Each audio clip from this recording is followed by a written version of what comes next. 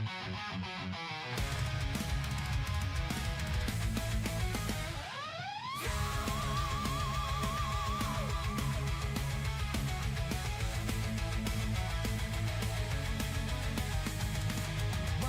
to the show, it's a midweek delight. The Hump and Wag, where we laugh all night. Tombi's cracking jokes, a mindless Mosel king. While Smu the DJ's gaming makes the whole room sing. Hadouken joins us from the States as Kadath's salt lamp has started to chafe.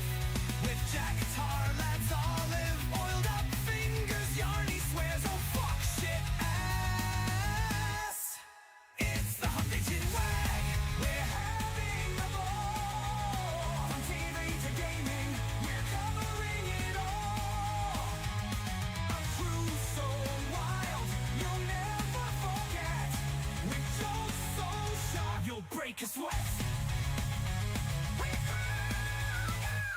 IcklePickle on stars with Tombi by your side. Cockney wit and laughter worldwide. Hanayama stomping a kaiju supreme. Germany meets Japan, a Godzilla queen. Name's the mighty Green Ranger, hero to all. Swoops in daily, answering the call. Misfits united, we're hilarious blend. Discussing the chaos right to the end. So grab a pint, pull up a seat. The Hump and watch a Wednesday treat. We'll chat, we'll rant, and we'll laugh till we fall. Midweek madness for one and all. It's the Hump and Wag, we're having a ball. From TV to gaming, we're covering it all. A crew so wild, you'll never forget. With jokes so sharp, you'll break a sweat.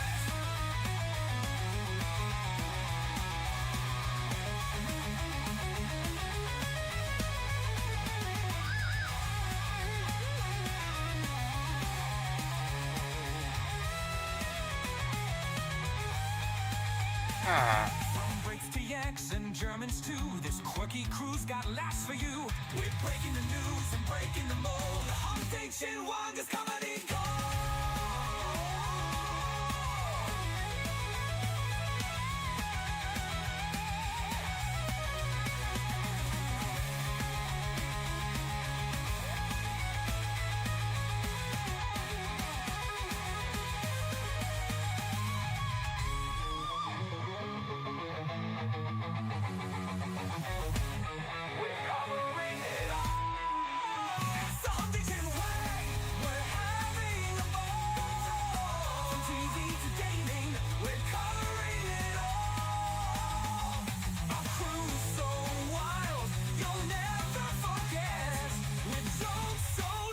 You'll break a sweat.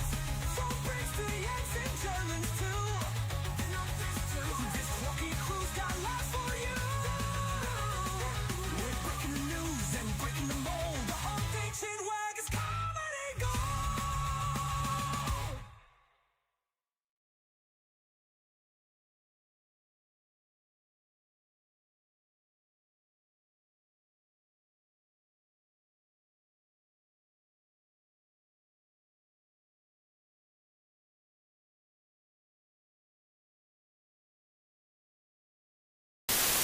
Rated R for retarded.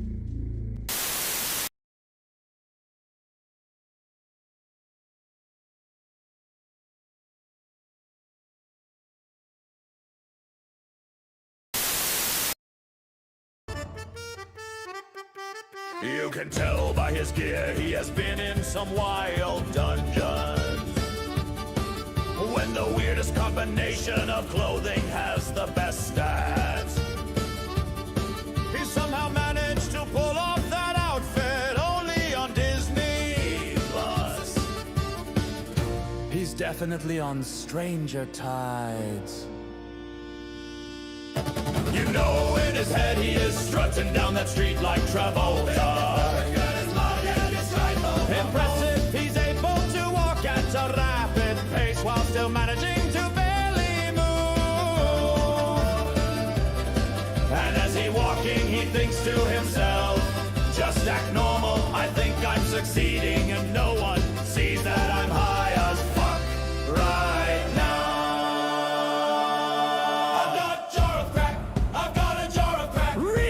Kraken! Beat the Kraken! It's called the Fentanyl Shuffle!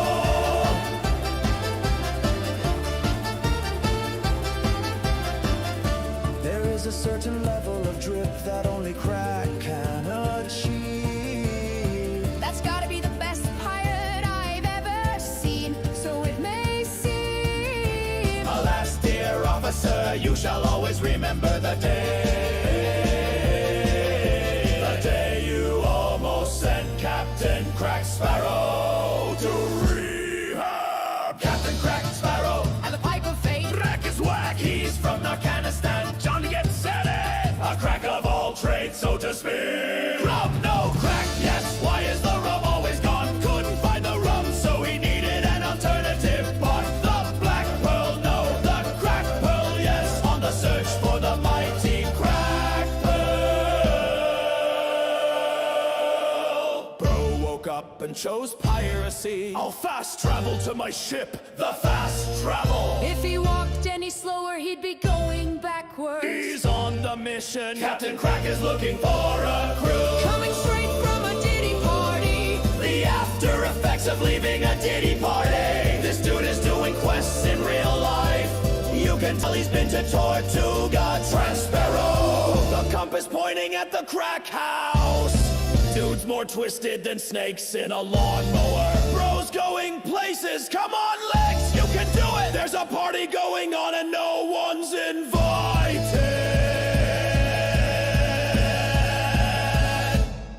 Don't do drugs, kids.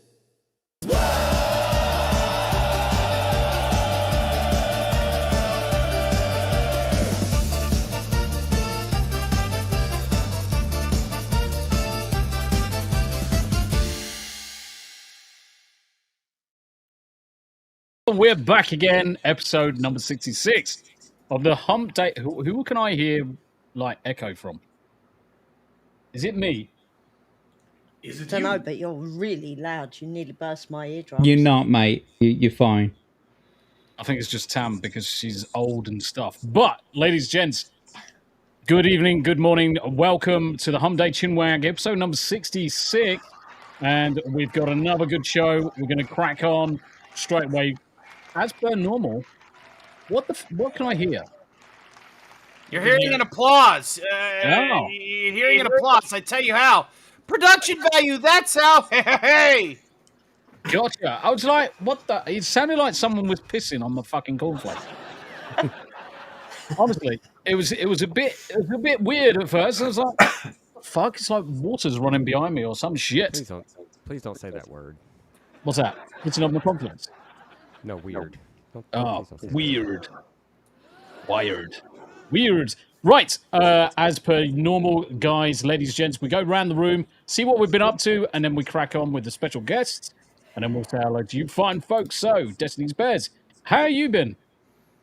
Tired. Why are you tired? Why have I got an echo? Fucking ask that. Fucking hell, woman.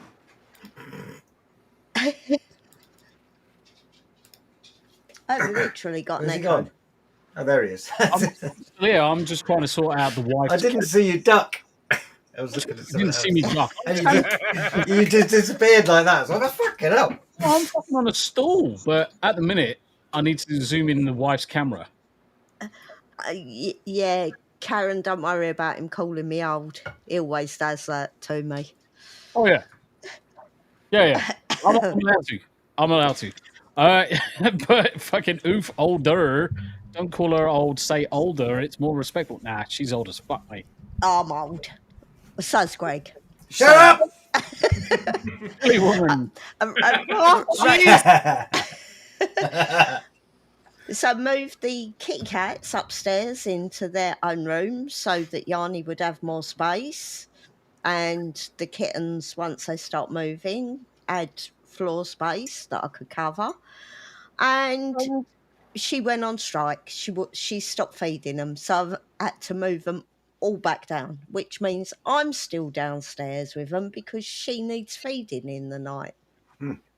That's why I'm tired. Yeah, which is a bit of a long old slog of both of us trying to get the rooms ready, get the rooms cleared, making sure that everything's out there and everywhere else is sorted.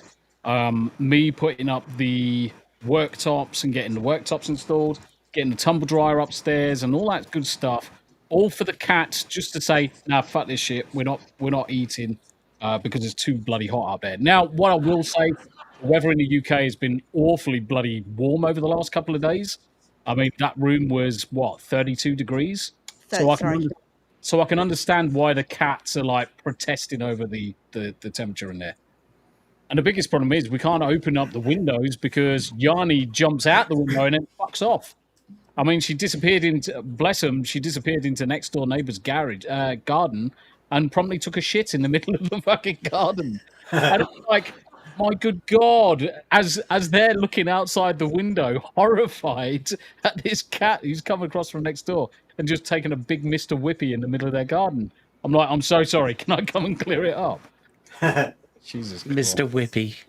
Mate, it was Mr. Whippy. The problem is, because they've got a dog as well, if it's left, she just comes out and eats it. She just like scoops it up. Like extra protein. Ew. Dogs, man. This is a really shitty conversation, Morty. Yeah. I'm telling you. Yep, totes. Malotes, dog. Jack, how you doing, brother? I'm doing all right, mate. Thanks for asking. Me and Abe had a pretty successful launch of our show last night, so I'm pretty psyched about that. I was in Yanni's chat yesterday as well, and I think it was Legatus showed up, and he says that I was only like 2 subscribers away from 400, so she did a little bit of a push and asked everyone to subscribe, and I've got over that 400 hurdle, basically, so I'm pretty psyched about that as well. Yeah, fuck you. That's fucking good news, mate. Congratulations. Yeah. Just 100 more to go now, and then I'll be eligible to be not monetized on YouTube. There we go. Just drop the link into chat, guys. Make sure you pop across to YouTube and give the old Jack Tarlad a bit of a lick and a bit of a fingering, if you feel so brave. Yes. Right upon in there. 2 fingers of special, and make sure you use olive oil. That's most Put your important. finger way up in there, Morty. Oh, not again. Yeah. The 2-finger salute. No, I must admit, I fucking absolutely loved the first Jack and Abe show last night. The intro was superb. And it's just the camaraderie between you both. Obviously, I'm quite fortunate because we talk all the time. But to see you just having your own little space, having fun together without touching teapots, it was good to see. And I fucking enjoyed it. I really did. I mean, it's only the first episode. Let's not rule anything out. Okay. Touching teapots. Do you know what? The name of the podcast. Jack and Abe touching teapots. Have an image of 2 teapots and cups of tea. What a child I am. But no, seriously, guys, for the first episode, if you haven't seen it, make sure you pop across to Jack's channel, pop across to Abe's channel. Details in the description. Make sure you pop across and have a look at the rerun of Jack and Abe's show from last night. It's stereotypically British in so many ways, and it's just fantastic. It's just a nice break of pace from everything else that we normally see. But Greg, hello. How you doing? I'm doing pretty well. I've had my MRI scan on Monday night. Yep. So did they detect any spine? I've got a spine. They said it'd be 2 weeks before the specialist got the images. So it's still going to be a while before you know anything. Yeah. But what else? Battlefield 2. 6. Battlefield 6. Battlefield 6. Played the beta of that for far too long. Risking damaging myself. So I was all got the seating position, everything right, and then I played for actually 2.5 days. But 2.5 fucking days? Yeah, I was taking Mate, breaks. You played it longer than I fucking did. Did you actually have a break? Yeah, I slept. For how fucking long? Just a few hours. Fucking I played it. I slept a few hours, it's fine. I played it Saturday and Sunday because I tried playing it on Friday. Anybody that was watching the streams on Friday, this room got up to 40 degrees and the PC just shut down twice while streaming. I was like, fuck this shit. there's really nothing I can do. So I ended up just coding the rest of the night. But come Saturday, I was like on it like a car bonnet. Yeah, and I got on it Friday night, so I played a few hours Friday night to get the feel of it, and then played both days. And well, what I actually did was I went and picked up my friend Jack, who is amazing at Battlefield 1, and plays it every day. So it's like practices every day. He doesn't really play other games unless he just installs them 100%, then takes them off, just constantly playing Battlefield 1 really. So I was like, you've got, because he's a console player, you've got to come down. So I kidnapped him, brought him down, and we had him play a few rounds on that. And he absolutely loved it. Good. So yeah, great weekend. It brought back a lot of the old school feel of Battlefield, which Battlefield 2. Yeah, Battlefield 2. It kind of lost its way a little bit and got very. Don't get me wrong, it is slightly samey. All of these games are. You point at someone's face and you shoot them in the dick. But yeah, it just felt better straight away. Up until like 4 hours into the beta weekend, and then all of the cheating died. Yeah, and it was so noticeable as well.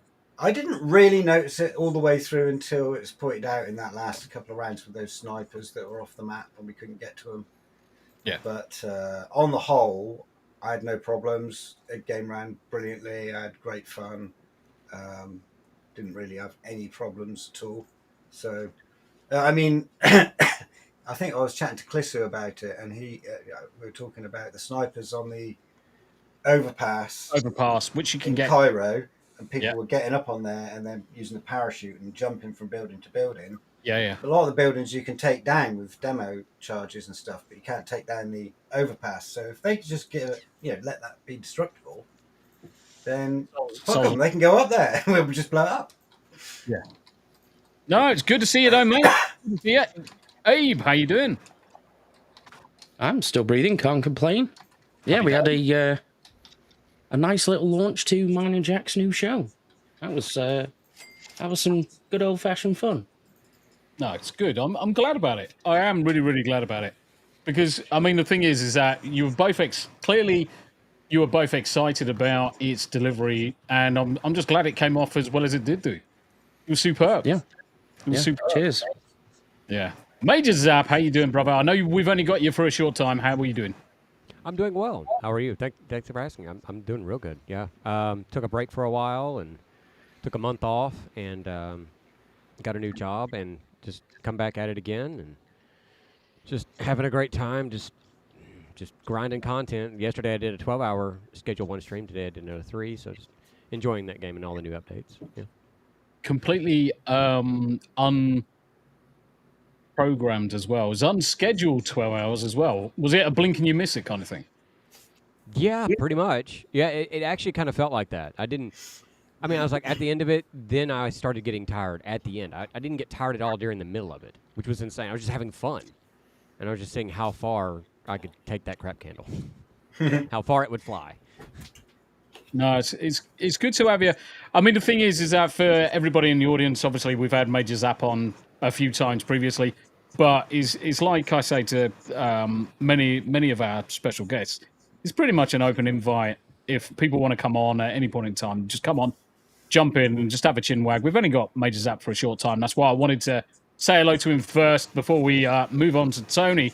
But I'll just say hello to Hanayama before bringing Tony onto the floor.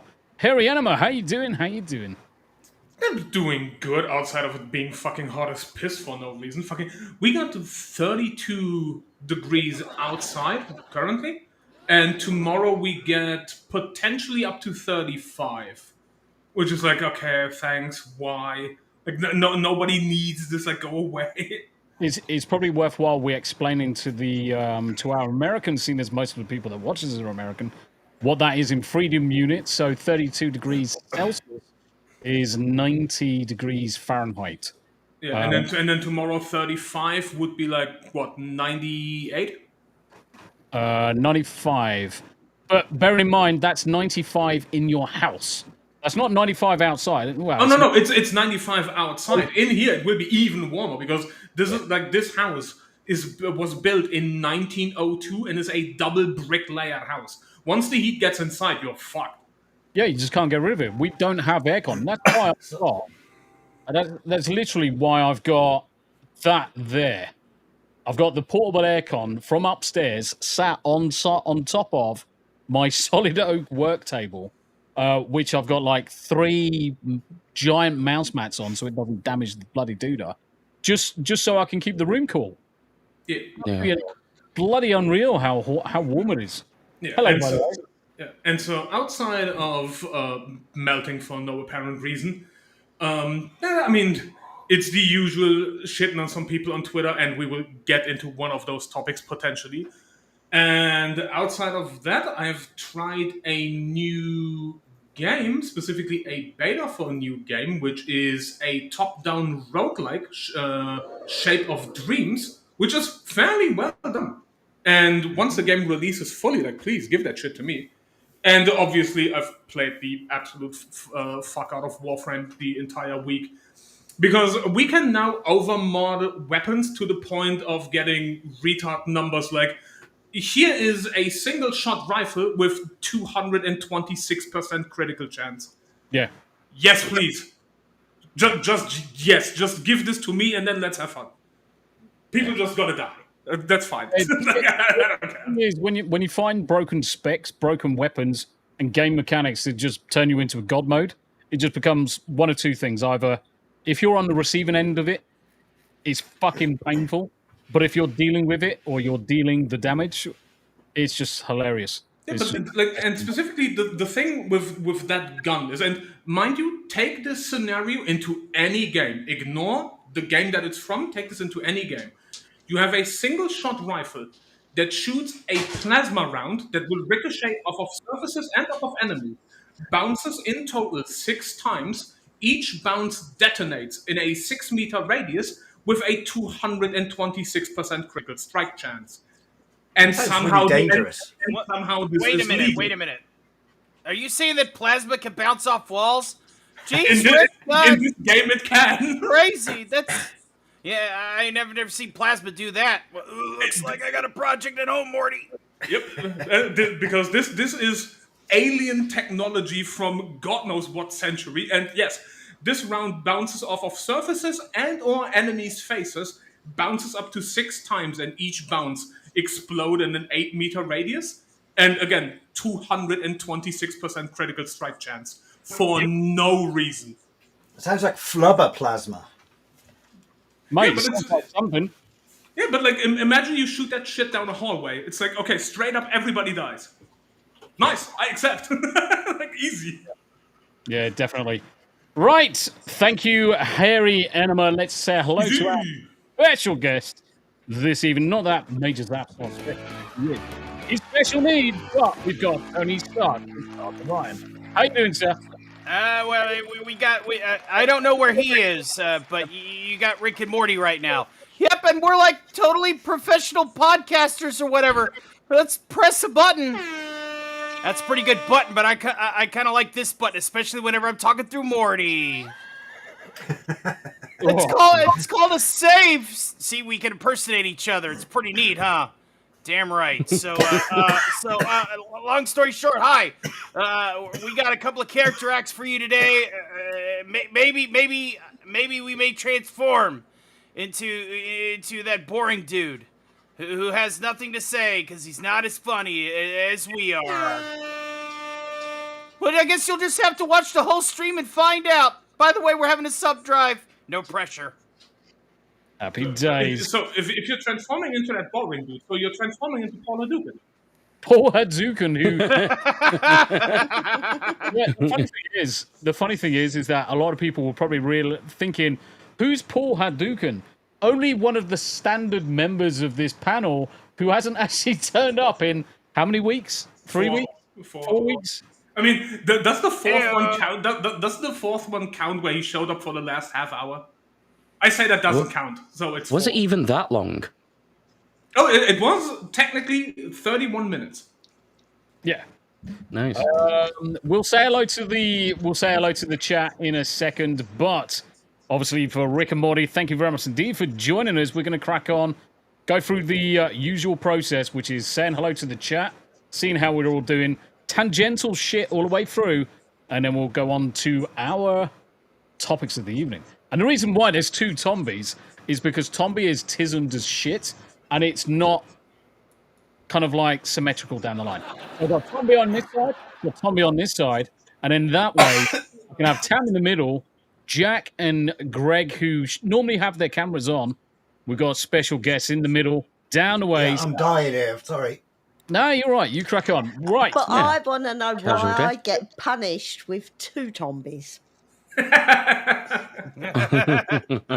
I just want to quote Smu over here. He says, y'all are in the big leagues now. You got Rick and Morty on the stream. I don't know. What do you mean by big leagues? I mean, professional podcasters, maybe? Professional podcasters, all right. Exactly. Thank you very much indeed, though, chat. Let's say hello to everybody. We've got Grim over on the YouTube side. Thank you very much indeed. Theta, hey there, Tombi and Hump Day gang. Hail, brother, Stark of Iron. Much love and God bless. Thank you very much indeed. Legatus Legionis over on the YouTube side. He is one of the busiest mods you'll ever find. He's across all of our channels. Good to see you, sir. Good to see you. Working Wolvie, lurking in a meeting. I feel sorry for you, mate. I really do. Andy Matthews as well over on the YouTube side. Thank you incredibly. And Yanni raiding. And I think that was raiding over on... Good to see you. All right. Well, Karen M, how you doing? No, there was no sound. So what I normally do is have the thumbnail going for a couple of minutes just to make sure that we're all okay and the back end is all connected, because you never know when your back end doesn't work. It's like, Peepers, howdy y'all. How you doing, Peepers? Good to see you. Thank you very much indeed for joining the OG. Am I on time? Yes, you were. You are indeed. Raven Black Sparrow plays. Heliol. How you doing? It's good to see you, my friend. And Rockefeller, who's a regular with Abe. It's good to see you as well. I was actually jumped into one of Rockefeller's streams the other day, and I clipped one of the best kills of the day during his stream, where it sounded like some Russian douchebag started giving him a load of shit and said, "Oh no, you're very shit. Why don't you come down here and do that?" So Rockefeller just said, "Okay, I'll come down there." Jumps down there, teabags the motherfucker 3 times, and then runs back up to the top to where he was. Good fucking clip, really good. Good to see you, though, mate. Classic rock. So say again, Abe. Classic rock. That's what he does. Big Money over on the Rumble side. Good to see you, brother. Good to see you. And then Burns over on the Rumble side. Thank you very much indeed, guys. Rumblers, remember, like, share, repost, and all that good stuff. Massively helps the channel out. We've also got a lot of channels that are currently active. So on this podcast, we've probably got 11 streams running at the same time. So multiple different streams, multiple different channels. You'll find the lists all in the descriptions. If you can do me a favor, pop in and say hello to some of those guys. It helps everybody out. Davyverse, good to see you. Thank you very much indeed for joining. So just going to skip through to the people that we haven't said hello to. Brother Rick. Hail all you chat muppets. How you doing? All right. Another Rick. Hurts Donut. Quit stalling, Smooth. Smooth's not here, sadly. So as you can tell, Smooth's not with us this evening. But it's all good. It's all good. Abe's going to get you. And Uncle Martian with the mountain bike has raided the stream over on the Abe side. Thank you very much indeed. That is perfect. Perfect. More raids. We need more raids. And Burns says, "What is this song?" Mate, that's a culmination of a lot of love. That's a culmination of a lot of love and a hell of a lot of AI and tweaks. That song, I think that song has been tweaked probably about 50 times since we started. Added little bits, changed, because obviously we've had people come and go from the panel. So we update it quite regularly for new stuff. But yes, Rick, Paul is buying stuffing cornichons in his rectum, damn near killed him. Okay. I'm glad you're enjoying watching that. It's a little bit too gay for us, so you enjoy. Dawn of Mutilation, Gate and Lay. Exactly. And Uncle Martin sucks Elo Kira's other retardos. Yeah, we had a Oh, Russian, jeez. we had a Russian troll in the chat for a good couple of hours the other day, and we had a good time at his expense, taking a piss out of him constantly. Then he left and never came back. Lord Thoth, how you doing? Laughed my ass off. And then Rio's in the chat. Afternoon, Tombi, Tam. Hope you two are well. Yeah, we're living a dream. Living a dream, brother. Just one day at a time. Wait, Tombi? Yes. I be Tombi. I be the Tombily boobies. It's good to see you. It's a multi-channel show. Yes, it is. It's multi-channel on fucking loads of different channels. It's bonkers how many channels we've got. Buddy Hepburn's in the chat as well. Howdy, it's good to see you. And we're going to catch up with our rumblers in a second. Daily Dysfunction just says, weird. How you doing? And yes, Karen, I take the piss out of the wife all the time, mate. It's fine. She might be older than me, but I look older. That's how I win. I win all the arguments. It's good to see you, though, Karen. Thank you very much indeed. Psychotic Mongoose, how are you? Thank you very much indeed for joining. Ref, the heat in the UK doesn't help. Yeah, see, the thing is, we try and explain this quite often to our American cousins, and the American cousins all laugh at us in freedom units and aircon. In the UK, our houses are designed to keep the heat in. They're not designed to get rid of the heat very well. They're all brick built. They're all insulated. Doesn't ever get cool in our houses. Hence why I've got the aircon unit on this bloody side. It's the only way to keep the room cool. And it didn't help that we actually upgraded our insulation. Yeah, it's got even more than standard. So, and then Miss Leslie over on the Rumble side. Hello, how you doing? Good to see you. Thank you very much indeed for joining. And Lady Midnight's in the house as well. Hey. Hopefully you, the boys, and the other half are doing very well. It's good to see you. Good to see you. Skipping through, who haven't I said hello to? I know Uncle Pudge is lurking. I know he's lurking. Yeah, I've said hello to everybody. And then Uncle Pudge. Yo, what up, Tombi? Yes, mate, I had to go get it for you. I had to go get what is arguably the best bit of merch, apart from probably Yanni's merch. It's his whitey socks. Now, that could mean a certain platform. It could mean a certain platform. It can mean whatever you want it to mean. But there's a giant, big middle finger as well. It's a bloody comfy hoodie. It's just too warm to wear it at the minute. Hence why I'm not. But it's good to see Uncle Pudge. And who else we got? Going skipping through. Steve. Various words of greetings. Thank you very much indeed for joining. We have got fuckload of people in chat. It's good to see you all. I'm racing through as quickly as we can do and see if we can get onto the topics. We could be on for a record. Normally, our intros are about an hour and freaking half. Karen said Canadian here was 36 degrees a couple of days ago. Holy shit. That's nasty. Yeah, that's no bueno. No bueno. Uncle Pudge just says, freedom units. Yes. Freedom. Did you notice I put God's time zone in the Twitter post? That's your fucking fault. Every time I look at Eastern Standard Time, or what is Eastern Daylight Time, I just have to put GTZ after it. God's time zone. Good to see you there, my friend. Right. Merch. Yes. Who am I going to say hello to? Night Saber. I did notice it. Yes, mate. I fucking love it. It's hilarious. And I can't get out of not saying freedom units. Everything's freedom units. Highly organized. We try. We certainly do try at times. Now, obviously, we were slightly late and gay because a certain witch who can't be with us today didn't turn off a stream until like 2 minutes before the stream was due to start. It was a fucking race to get it all up and running. But I did it, and here we are. Cross 43. How you doing? It's good to see you. Good to see you. Yeah, freedom units, mate. Freedom units. Are we supposed to be seeing the grid? Yes, this is the grid. This is the panel. The panel of awesomeness. No pressure. Daily Dysfunction to Paul Hadouken.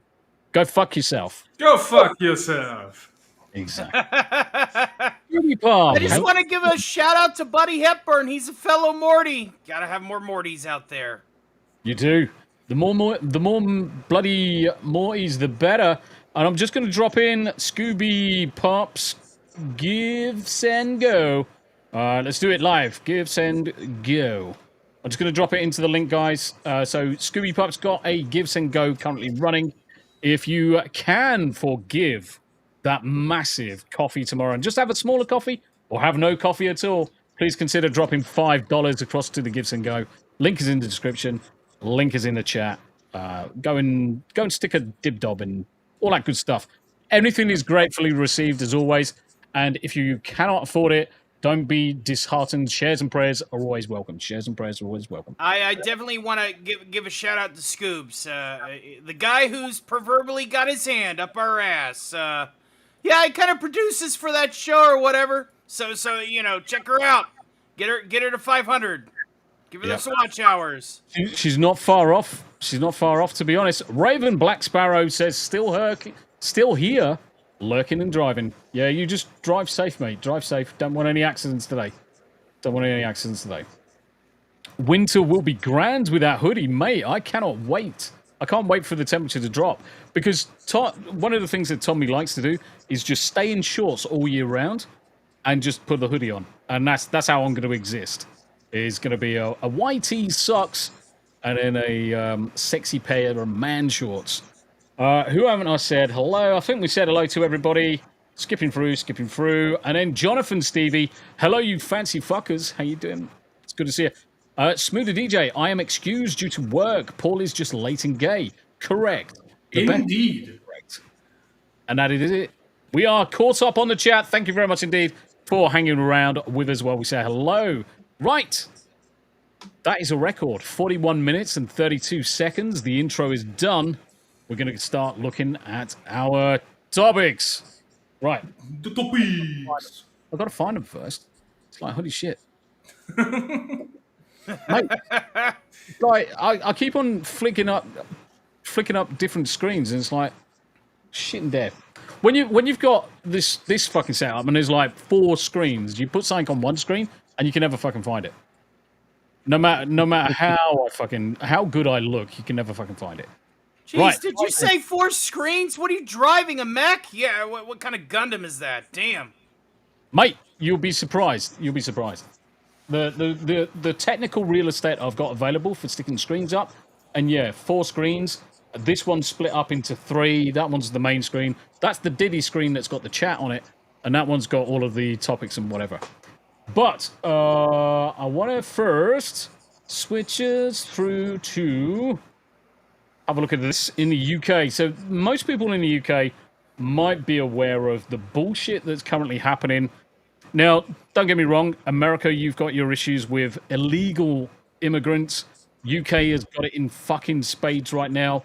And whilst the American government now, the previous administration definitely weren't, the current administration in America is doing their damnedest to remove as many of the illegals as possible. In the UK, they're kind of like trying to put them up in freaking local neighborhoods. So let's have a look at this little gem from somewhere that's not too far away from Tombi's house, actually. It's probably around about 40 minutes away from where we are. But a fucking... do you know what? I hate fucking ads. I really fucking hate ads. Wear the best walking shoes that are suitable for men to wear all day. All right. And they're not Crocs. Definitely not Crocs. No, they're not. And do you know what the worst thing is? I've got U-Block Origin on. Do you know what? Right, okay, so a council in the UK, so council is a lot like our tiny little states. Council ask High Court to stop housing the hotel migrants. An Essex council has asked the High Court to stop a hotel from being used to house migrants following weeks upon weeks of protests. Epping Forest District Council applied on Tuesday for an interim High Court injunction to prevent the Bell Hotel from being used to accommodate asylum seekers. And the council is requesting that the ban take effect 14 days after the injunction is approved. citing clear risk of further escalating community tensions. Now, for those people that haven't actually seen this, including those people on the panel, there's been mass protests in the UK around these hotels that have been used to dump what arguably are illegal migrants who we haven't got a fucking clue who they are, where they come from, their status, their criminal history, and they are literally being housed in hotels with no security, the ability to go as they please, no character assessment, no nothing, and they are being put in places where they're close to schools, they're close to high-value properties, they're close to nice things that they haven't seen, and as a result, you've got massive amounts of crime now spreading from these locations. And for those that don't know anything about the UK or that specific area, it used to be, not so long ago, a really pretty little country town. Yeah. Very nice, low crime rate. Epping Forest protests. So I'm going to start getting up some of the videos, but the thing is that they're currently abusing the locals in the Epping Forest. So where they've gone out to do their protests, so the residents of Epping Forest are protesting legally. They're going to these places and saying, no, we don't want these people here. There's been no fights from these individuals, but then you get agitators, which we're seeing in America. Let's face it, the FBI really, really love to send agitators in because then that gives them an excuse to arrest people. What we're seeing in the UK is a lot of ethnic, illegal agitators just suddenly turn up and causing enough problems that the locals are getting arrested. And it's tarnishing the point of the protests. So it's absolutely freaking Valkyria. It's good to see you, mate. So it's absolutely insane certainly for someone who's born in the UK to see this sort of shit. Try and protest against it, and you end up being the perpetrator of no crime whatsoever. You're just trying to stick up for the local area. We don't want this shit. We're fucking sick and tired of it. We've been sick and tired of this for the last 10, 20 years. And it's not getting any better. They are coming over from the boatloads from France. They are being escorted to these locations amongst very vulnerable neighborhoods at times, especially with young kids in schools and primary schools and nurseries. And we've got no idea who they are. There's no assessment of their status in the UK. Greg, what do you think?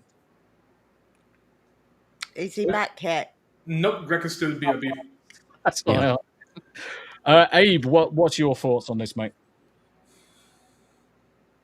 I've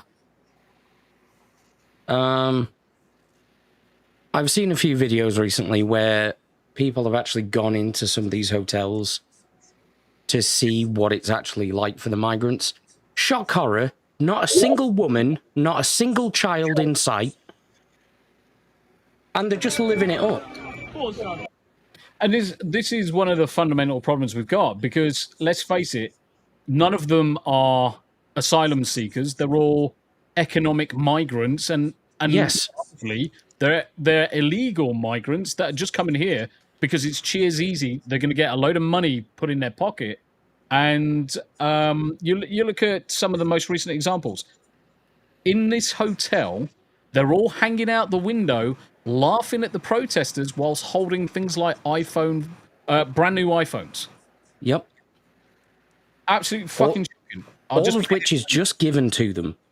Now, bearing in mind, these people as well aren't supposed to be working at all. And these are the people who do the delivery jobs for things like Just Eat or Uber Eats and things like that. Yep. And there's videos from a hotel in London over the weekend where they bust a load of these guys in at 2 o'clock in the morning.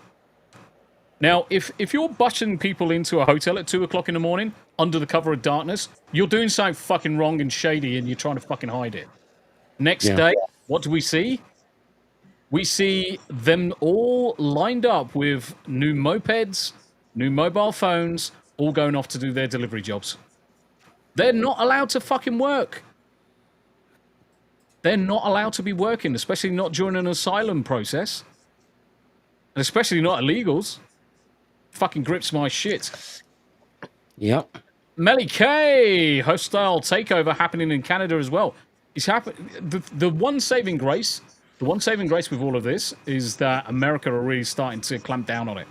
The Biden administration really didn't want to because that's where a lot of their voters wanted to come from. But I'm glad America's starting to fucking see the sense and is starting to right itself. It's still slow going, But the UK, but we're just a bloody laughing stock because this isn't new. This has been going on 25, 30 years, and it started with the Romanian gypsies. Yeah. And that was bad enough. Now all it is men 18 to 30. And it is economic. They're not in danger. It's military-aged males. Yeah. That's all you see is military-aged males in these locations, in these hotels, in these windows. I would say if there's 10,000 people come across on boats, you'll probably have no more than 10 children, and you'll probably have no more than 3 women. They're all military-aged males. And they're coming here, boatloads. France, the funny thing is that there was a recent video where they were stopping the boats over on the France side of the channel and using the razor blade cutting up the dinghies. Only the fact that France is actually purchasing all of these boats and then sending them across. And the video of them cutting up the boat was staged as a publicity stunt.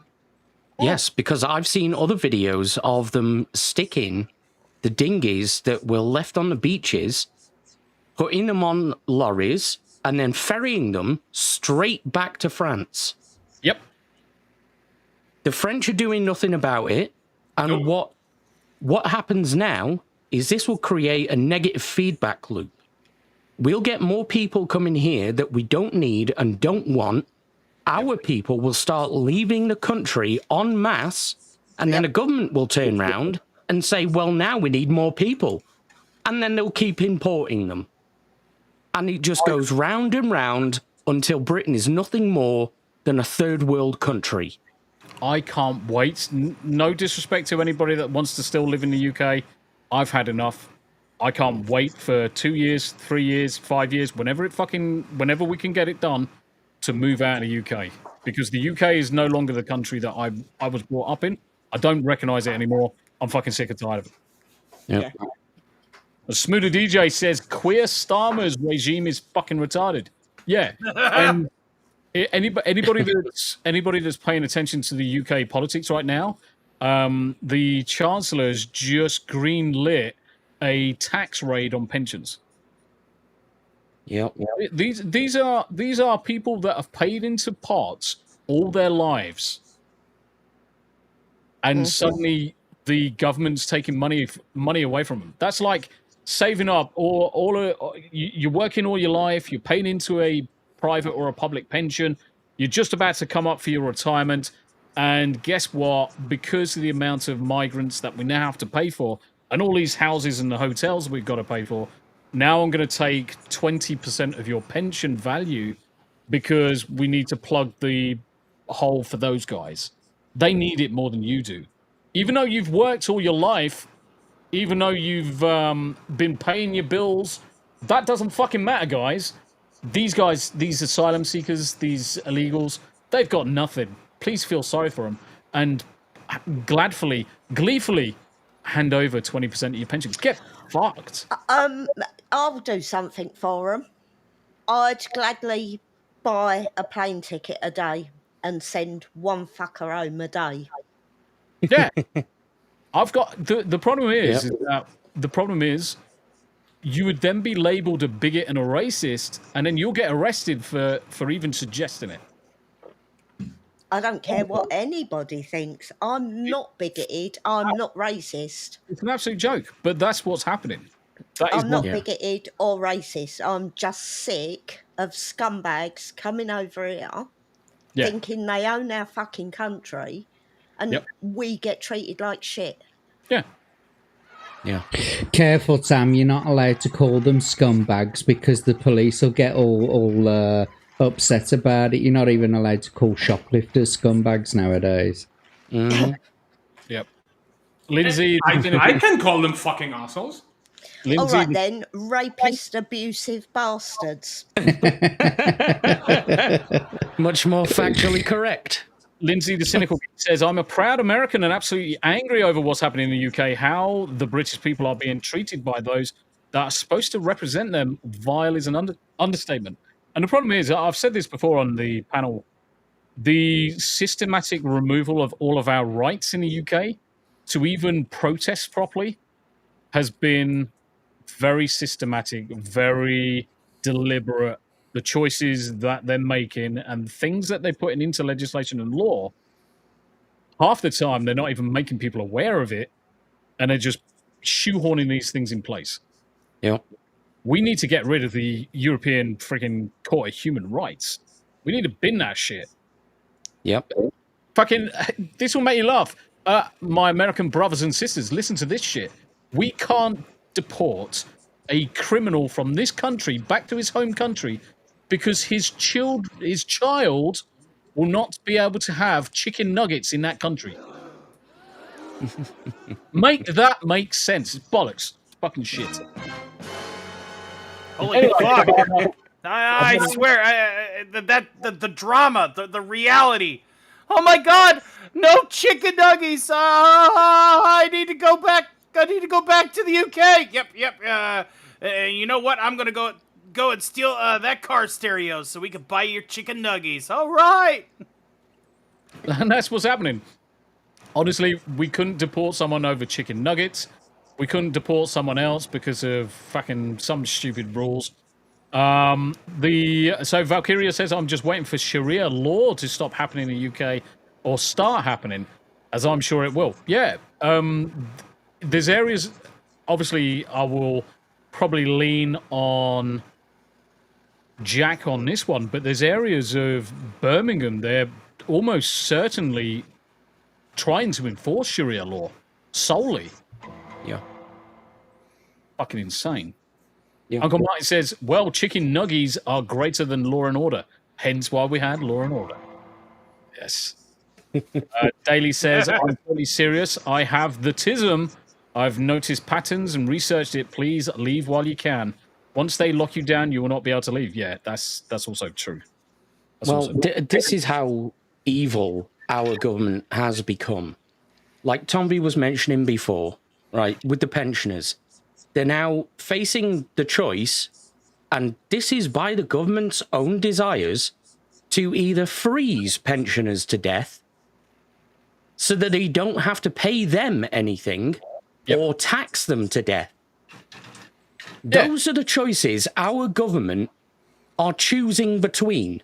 If that is not the very definition of evil, I don't know what is.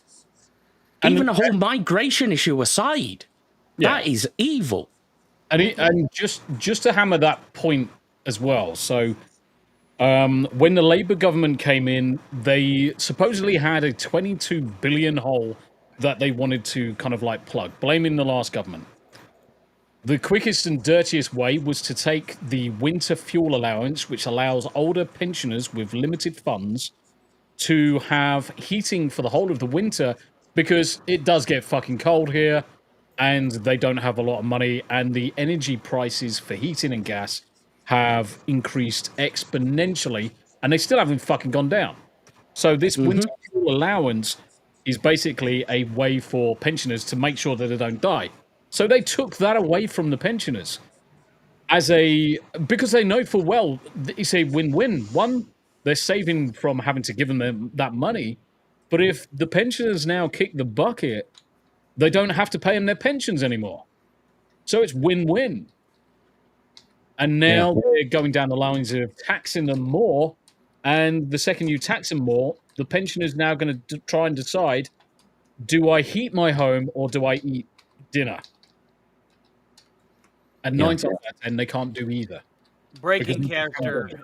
It's times like this that I wish that Tom Lehrer was still around to write another song about the worldview right now, because we desperately need it. Yeah, 100%. 100%. It's an absolute fucking joke. It's lunacy. Now, we can all see it. We can all protest against it. But if you have a look at the mainstream media, we are vilified the second we try and raise any form of protest about it.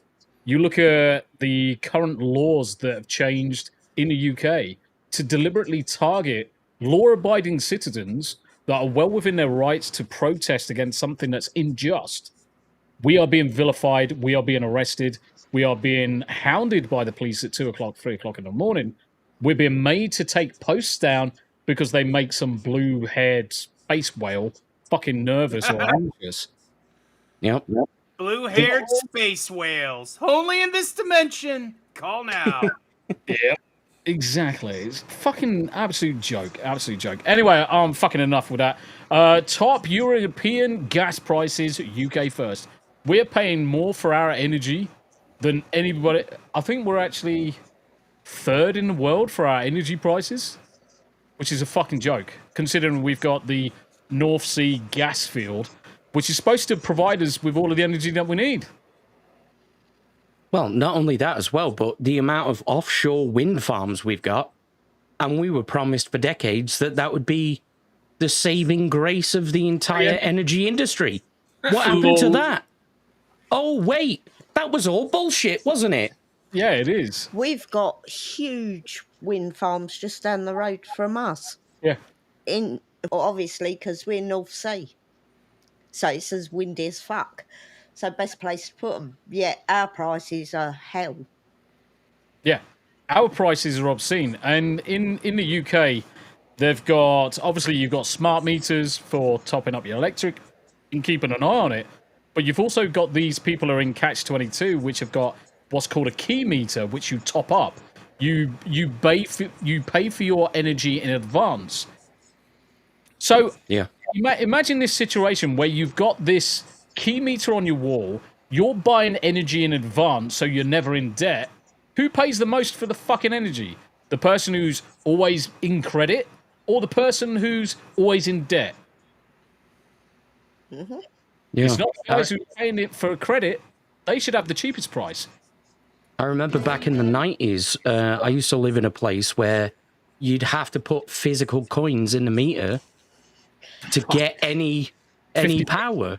Yeah. 50 pence pieces. Yeah. And now that's sort of become like a relic in popular culture. When someone's off on one, you're like, who put 50p in the dickhead? Yeah. You know? And most people don't know what the hell that's a reference to now. I know. It's like I can still remember being at me nan's and all of a sudden the TV goes off and me nan's looking at me as if to say, go and put 50p in the meter kind of thing. And it's like, holy shit.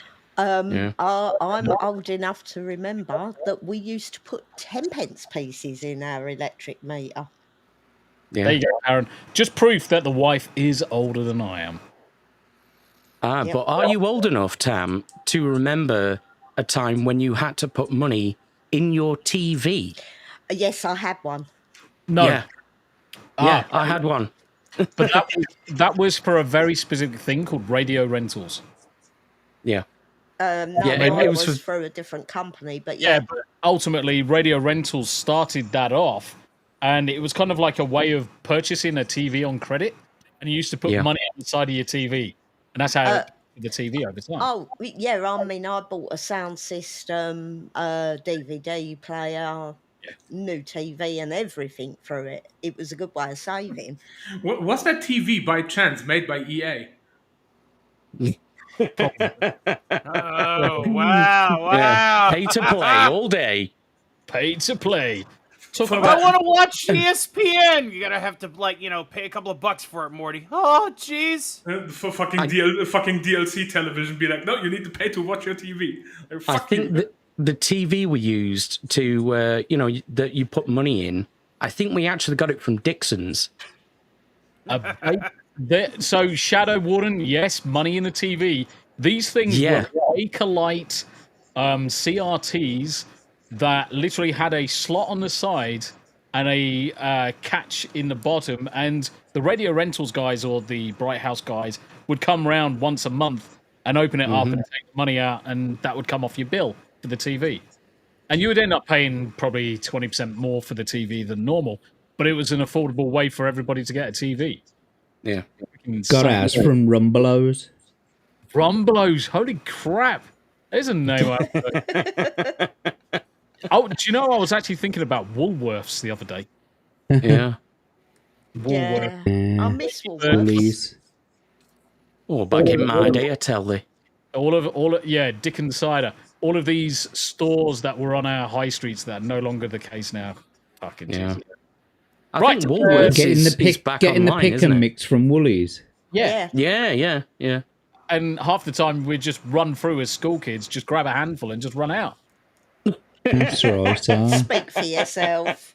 Look, You fucking tear away, Tombi. Shadow backwards, even back then from just that fact. No, that was light years ahead. That was light years ahead. How many other countries had some kind of like buy away schemes like that? We were geniuses. I mean, let's also not forget we made the Sinclair ZX Spectrum. Empress Raid, thank you very much indeed. The 40k Empress. Hail to thee. There is no heresy. Well, there's lots of heresy and heretics we're discussing right now. It's good to see you, though, guys. Thank you very much. Hail to the 40k Empress. Tell your friend we're going to have those lines done very, very soon. Put that down, Morty. All right. Good. Right, I wanted to just look at this one before we start moving on to the rest of the topics. But just nicely flowing on from the UK legislation and how we can't say shit without verifying that we're a goddamn adult. Rockstar Games reportedly implementing age verification in Grand Theft Auto Online to abide to the UK law. So a data miner has uncovered Rockstar Games' upcoming attempts to ensure that Grand Theft Auto will abide by UK law and potentially similar laws coming to Europe and the USA, namely age verification to stop underage users seeing illegal or harmful content in a game rated 18+. As social media user medias were mocking and bemoaning the UK's Online Safety Act, which has surreptitiously been used to silence everybody from anything. Guys, so YouTube is a good example of this one. They've got a restricted mode. If I turn on that restricted mode, I can't see any of my content as a fucking grown adult. It's my content. It gets disappeared. It's insane. So, yeah, and wasn't that also the whole point of YouTube Kids? Yep. YouTube Kids was designed specifically for YouTube to have content available to kids that didn't have any adult-themed content. Now, I purposely, every one of my streams, every live stream, most of my uploads are all marked as not for children under 18, but don't restrict it to just 18 and above. In the settings, you can do that. But none of my content is visible. The second you turn on restricted mode, the only thing that you can see of mine are my video guides, where there's no swearing, it's pretty music, and there's no kind of like mature themes involved. Now, don't get me wrong, kids shouldn't be seeing some of the shit that we discuss or hear some of the things that we discuss. Empress, you take care of yourself, mate. You take care of yourself. Get yourself some rest. But the very fact is, I mark my content as adult only. I'm a fucking adult. Why can't I see my fucking content? Because fuck you, that's why. Because fuck you, that's why, and fucking fuck YouTube. It sucks. Everybody should go to Rumble. Now, Grand Theft Auto, obviously the UK Online Safety Act, one user joked, they could still visit strip clubs in Grand Theft Auto 5 and online, the latter being the online mode of 5. Rockstar Games focused data miner, whoever, put a dampener on things from what they had uncovered. Jokes aside, Rockstar is planning to implement age assurance checks in the near future, rolling them out by region. You may have to verify your age to access GTA Online or certain features, like phone messages, text chat, Snapmatic, may be restricted until you verify your age. Now, the interesting thing is that in order to do content creation and be a streamer over on YouTube, you kind of have to verify your age. You've got to verify your identity, and yet I still have the problem. Still got the problem. I can't see any of my own shit. So why the fuck? Why the fuck are companies just bending over to the UK and doing this? Because it's going to hurt the brands. It's going to hurt the people playing it. I mean, ultimately, kids shouldn't be seeing adult content, sort of pornography and all that good stuff. Don't mind that. Got no problem with that. Ban them, block them, whatever you need to do. But guys, they're going to fucking find a way if they want to fucking see it. They're going to find a way. They're going to find a way around it. Oh, yeah, I'd love a cup of tea, Tab. They're going to find a way, work around VPNs, you name it. They're going to spoof their IPs. They're going to spoof their ages. I mean, they already started spoofing their ages with showing images of what's his face in Death Stranding. Norman Norman Reedus. Reedus there, and the guy Norman from Reedus, and the guy from Gary's Mod. Yep. The Gary's Mod. Oh yeah. It's like it's untrue how we have to put up with this nanny state bullshit. Also, Mustang had a great one. You are not old enough to watch your own content, Tombi. And this is the thing. I'm like, my content is very. Don't get me wrong. I swear more than most people. That's just who I am and the way I communicate. I ain't gonna change it, but I make sure in the description it says this is a mature stream. There is going to be potty mouth, and there's going to be a lot of it. If there's kids in my chat, then clearly they're on an account that has labeled them as an adult, so they shouldn't be fucking in here anyway. So get the fuck. I don't care. Just go. Bye. That's right. We're not gonna be doing things like exactly followed with. And while we're on the subject, or anything of that vernacular. Yep. Exactly. Nonetheless, we are also seeing other lines stating various features are disabled until the user's age is verified, suggesting someone can play the game without having to prove their age. We must also consider this code is likely a work in progress before any official implementation. Now, the thing is that irrespective of whether it's work in process or not, they are bending over to the UK, which is, we're going to restrict as much as we can do until you verify your age. Now, the Online Safety Act in the UK has been pushed in as a protection for children. But in reality, what it is a control of the masses. It's a way of controlling everyone's dissenting voice. Because the second you've got to verify your age in any of these sites, now they know what sites you go on. And the second you have to put your name in one site and then you put your name in another site and you're age verifying against both of those, and they have to legally use a specific set of applications to age verify that the government have fucking agreed, they've now got a direct link between one site you go on and another site you go on and another site and so on and so on. This is mass surveillance. This is nothing more than mass surveillance and mass control and a massive overreach of the UK government. You humans are worried too much. You all are so scared that some opposing elite force is gonna conquer you. What if I already told you that that's been done? I don't know, 50 years, 60 years ago? I can't keep track of this shit, you know. We've been ruling you for a long time, humans. Fucking lizard people. Davyverse is correct. Just ban kids offline. Not even smartphone under 16s. We still got access to drink at 13, but it was a pain in the ass to get it. Yeah, just ban them from being online. Night Saber says, age restriction for content games, but lowering the voting age to 16, balanced. And we all know the reason why they want to lower the age of 16.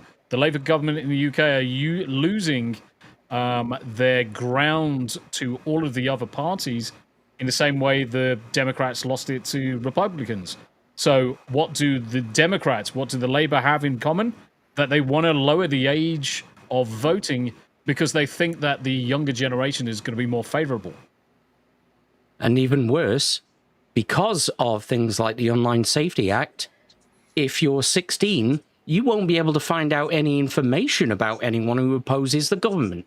Correct. Because it will be illegal.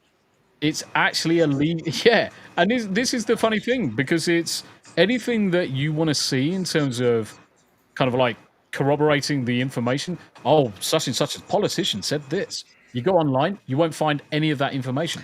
Hold on a minute. Hidden it from you. Right, so they want to lower the voting age to 16. So therefore, at 16, they're saying that these kids are adults because you legally become an adult when you're old enough to vote. Mm-hmm. Well, that's going to save a lot of money for a lot of people, because them 16-year-olds now, we won't have to pay to keep them in school because they're adults. They can go out to work. Yeah.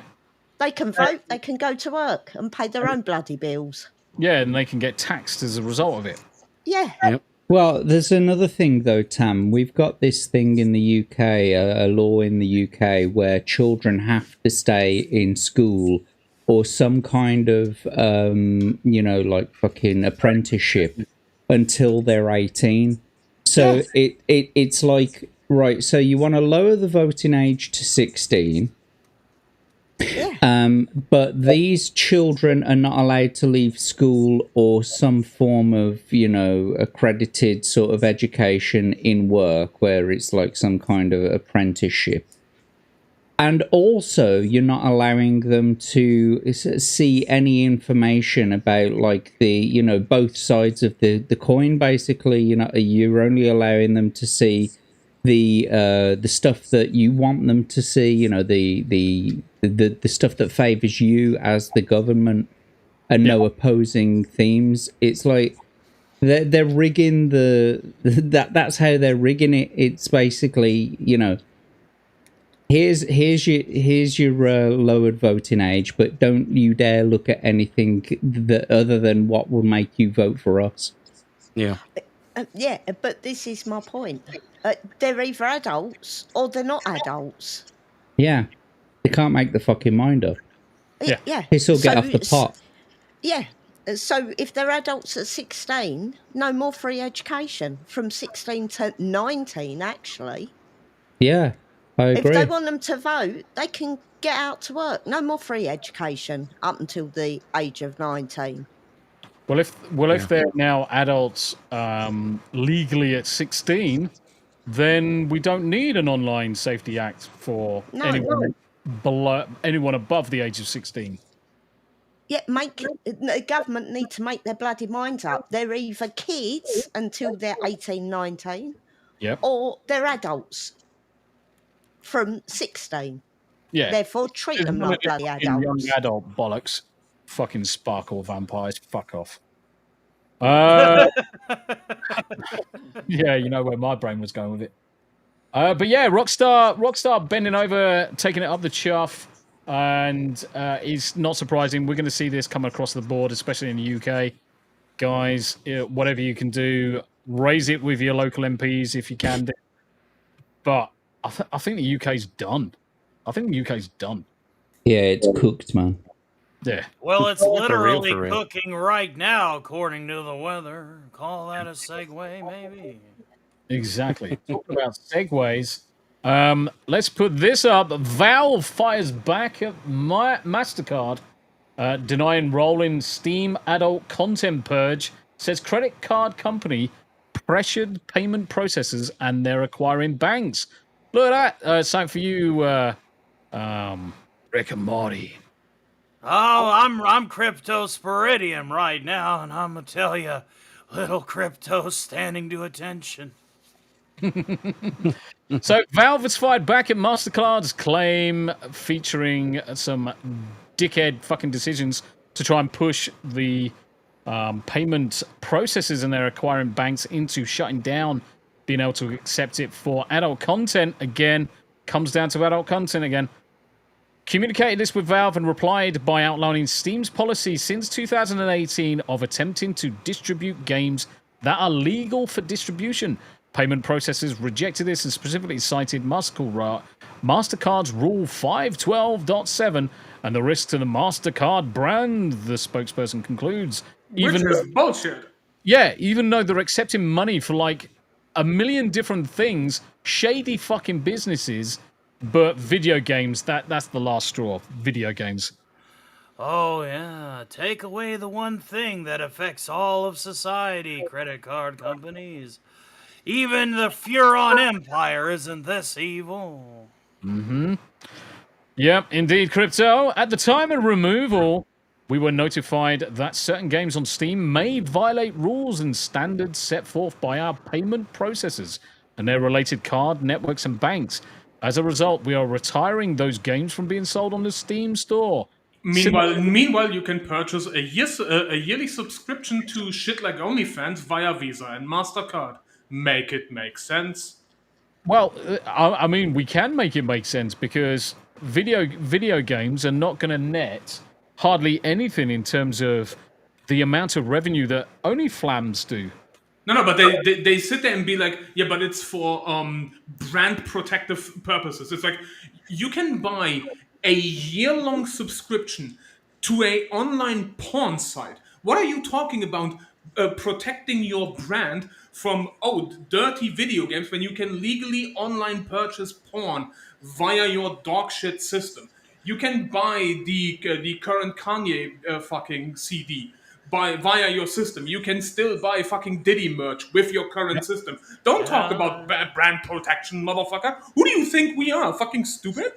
There's a song that I can cite for you all. It goes a little bit like this. The internet is for porn. Yes. The internet is for porn. Oh, how I like to curl my horn. Porn, porn, porn. I actually took my parents to Avenue Q once. Really? They had no idea what they were in for, and they fucking loved it.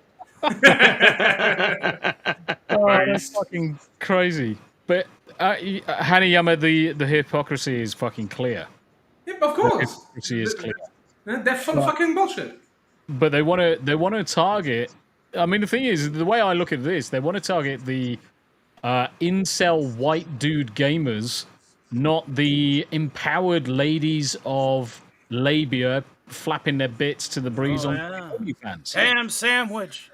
Yeah, exactly. But the only issue is, and they are finding this out the hard way, they poked the wrong fucking hornet's nest. Yeah. Because rule number 1 for any entity whatsoever, you do not fuck with gamers. No. And you will learn the hard way. And Visa and MasterCard are learning the hard way. I mean, their fucking service hotlines are getting called over these policies to the point where the phone operators, when the fucking phone rings, already start having fucking anxiety attacks because they know what's coming. Yeah. So again, just to explain that to everybody that may not be aware of it, one of the things that the gamers are all clapping back on is they are ringing MasterCard and Visa's support helplines and basically saying, we can't purchase this, we should be able to, kind of thing. And they are literally swamping the telephone lines. Every single country with an open line, they're just letting it ring off the hook now. Yep. They are not even answering what fucking Rick just says, roast beef curtains. Yes. Damn right. Like an Indian's labias, yes. I'm thinking Arby's. How about you? Yeah, but that ass, Visa and MasterCard service hotlines are getting absolutely blown the fuck. Rick asked a question, Tombi, do you have cards that you can buy and prepay like Visa cards in the UK? Yes. Yeah, you can, which is great. But the problem is, because it says Visa on it, even if I was to top up that card with $100 or 100 quid, and I go to purchase one of these games, it will still reject because it's the payments through Visa. The transaction is routed through Visa. That's the problem. You've got these companies that are the transaction holders that connect the A to B from merchant to seller. That is the fundamental problem. You've got MasterCard, you've got Visa. I don't even know if there is anybody else. There probably is in, say, China, Japan, and a few other countries. But for the great majority of us, we are hamstrung by those two entities. Most of our cards now are MasterCard. Yeah. Sirius was another one, wasn't it? But was that was a MasterCard, wasn't it? Sirius or Cirrus? Fuck knows. I just want to do everything. If I could trade in gold coins like in John Wick, I would trade in gold coins like in John Wick. American Express. Whatever happened to the unit of measure being worth its weight in gold? I'll wait. American Express doesn't count because that's a credit broker. It's not a payment processor. If you have a look on an American Express card, 9 times out of 10, they're all MasterCard. I'm almost certain American Express does their payment processing through MasterCard. Oh, no, actually, I think it's different. Amex is independent. I'm sure it is. Is Amex a payment processor? Yes, it functions as both an issuer of cards and a payment network. While it competes with Visa and MasterCard, it stands out by both handling the issuance of cards and a payment processing of transactions on its network. Stand corrected. Shadow Warden, lovely. So there we go. We're all moving to American Express. And Andy Matthews just says strip. Is that an offer? Well, I mean, I did bring the anal probe, and it's looking awfully clean. I mean... Jack loves anal probing. Oh, I know he does. He's first. Rick says, then tax Visa at 500% for all transactions to make them pay for the treason and attempt to stifle free commerce. That's never going to fucking work. Never fucking threaten a bank or a payment processor's means of earning money. Because what will happen? Those charges get passed down to the fucking consumer. Yep. They don't fucking absorb fucking charges. You're having a laugh. The only thing you're going to affect there is everyday Joe's money in his pocket. Good idea, bad implementation. Doesn't work like that. Doesn't work like that. So our payment networks follow standards based on the rule of law. Put simply, we allow all lawful purchases on our network. But they're lawful purchases. To have a credit card, you've got to be a fucking adult. This is the other thing I can't understand. You cannot have credit in the UK if you're below the age of 18. You've got to be 18 and over. And even then, you've got to be 18 and over with a job. You can't just have a credit card. Might be different in America because fucking mummies and daddies get their fucking special little princess a fucking credit card. Oh, don't spend it all at once. Fuck off. In the UK, be an adult for a credit card. So what's the fucking point? Doesn't make sense. Doesn't make sense. Back to the list of subjects, because I've had enough of talking to these bastards. Then we've got Smu the DJ drop this nugget on us. Let's make it bigger. Sony CFO Lin Tao says Bungie is in the process of becoming part of PlayStation Studios. Didn't they say they were closing Bungie? Wasn't Bungie closing? I'm sure it was. Well, I'm not sure if they're just getting acquired or not. Yeah, I'm sure I saw in the news not so long ago that Bungie was shuttering its doors, and that was because PlayStation had bought them. I'm sure it was. This independence is getting lighter, so Bungie is shifting into a role which is becoming more part of the PlayStation Studios, and integration is also proceeding. In the long term, you can see this as our ongoing process, so the direction is to become part of PlayStation Studios. Yeah, they're being absorbed into the PlayStation Studios, so Bungie will be no more. It's going to disappear. It's going to disappear, without a shadow of doubt. Bungie was already bought by Sony, but they are being folded into Sony even more. Yeah, that's what I thought. That's what I thought. So basically, Bungie are going to disappear, and do we really, really care? No. What was the last game? What was the last decent game from Bungie? Bungie last game. I can't remember. Destiny 2.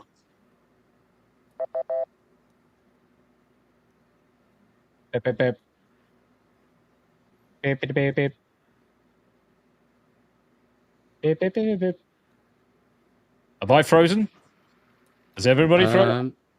Skeletor! Yes! Why, hello! I am reporting in for my new job here at the burger place. Yeah! Would you like to death with that He-Man? I'll certainly. Do you know what? I really fancy a burger right now. I really also find that I've got a hankering for chicken nuggies.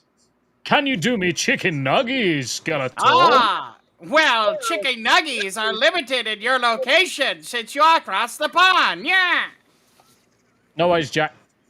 It seems that a bunch of illegal immigrants have took them all. Yeah. Noise at all. Noise at all. Right, okay. So, recently... so, where's my fucking screen gone? There it is.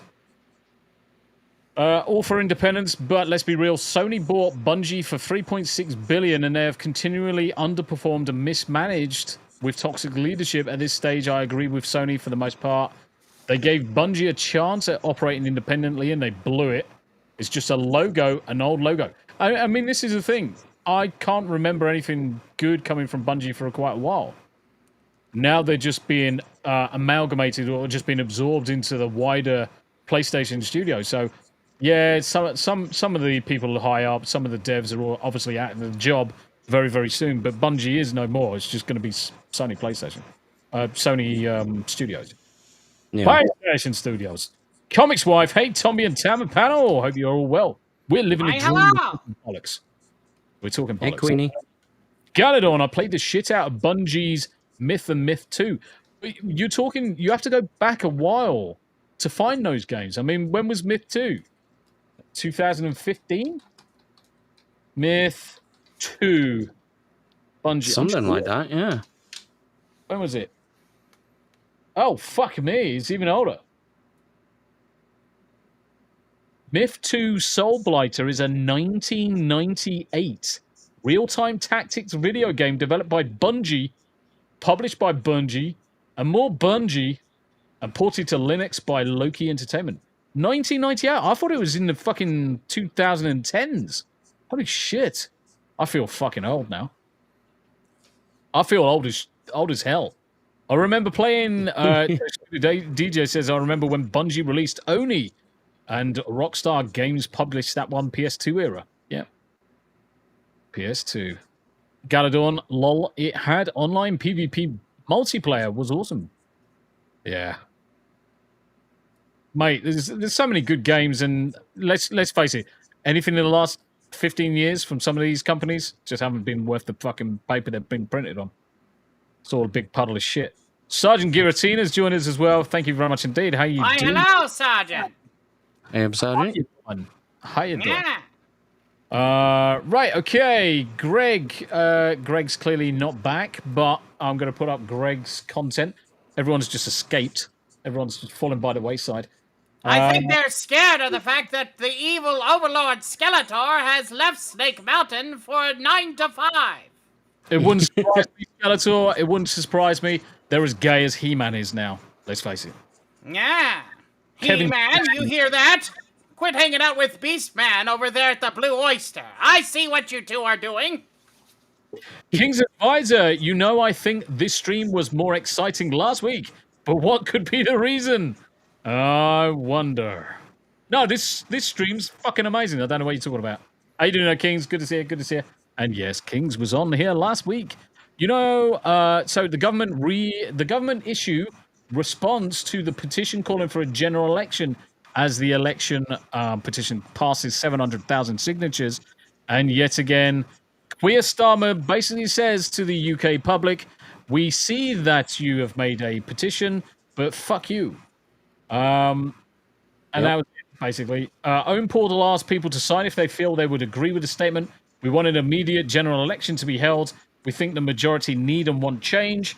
And once the total number of signatures passes the 100K mark, The petition has to be considered for debate.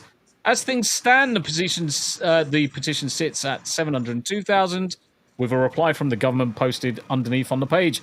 This government was elected on the mandate of change on July 2024 general election. Our full focus is on fixing the foundation, rebuilding Britain, and restoring public confidence in government.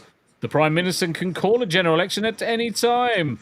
The government was elected by British people on a mandate of change on the 2024. It's fucking horseshit. It's clearly that... So, obviously, Labour came into power on a fucking massive set of fucking lies, like most governments do. Absolute fucking shocking amount of lying that went on by the government to come into power. Oh, we're going to do this. They've done zero of what they've said. They've done what they always do. Yeah. Stuck us down the toilet. Yep. Rick Cleary in the chat says Angela Raymer is Eva Lynn. Impossible. Unfortunately, it's Rayner, you fucking dyslexic spaz. You need to start fucking typing with smaller fucking fingers. Rayner. Yeah. I understand he's one of our most loyal customers for a reason. Yep. So, yeah, Angela Rayner, but not as much of a dick as the Chancellor. She has not got a fucking clue what she's talking about. And the thing is that it's been proven that she's lied on her CV for years, and nothing's come about it. Nothing's come about it.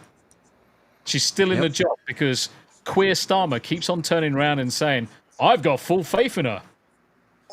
I still think that none of them should be in government until they have lived a year on a basic wage and done a shit job. Yeah. Oh, 100%. Until they know what life is really about, not what they think it should be about. Most of these people are fucking toffee-nosed, silver-spooned. They've got money for generations. They don't know what fucking poverty is. They don't know what poor is. I mean, Christ, they're claiming more rebate than most people earn in the UK from tax relief and everything else. I mean, these fucking dirty motherfuckers have got second homes which the UK government is charging the taxpayer for their mortgages on. Yeah. It's a fucking joke. I would go one further, Tam. I would say that if you wanted to be a politician in this country, we do as the Romans used to. You have to go through a period of mandatory public service, whether it's military, whether it's civil. You have to do something to serve the society that you want to have a hand in. Correct. Yeah. I'm all for it. They need to know what the flip side of the coin is. Yeah. They need to live the flip side of the coin. Prophetic is 100% with this. Politicians and their families should never be allowed to invest while in office.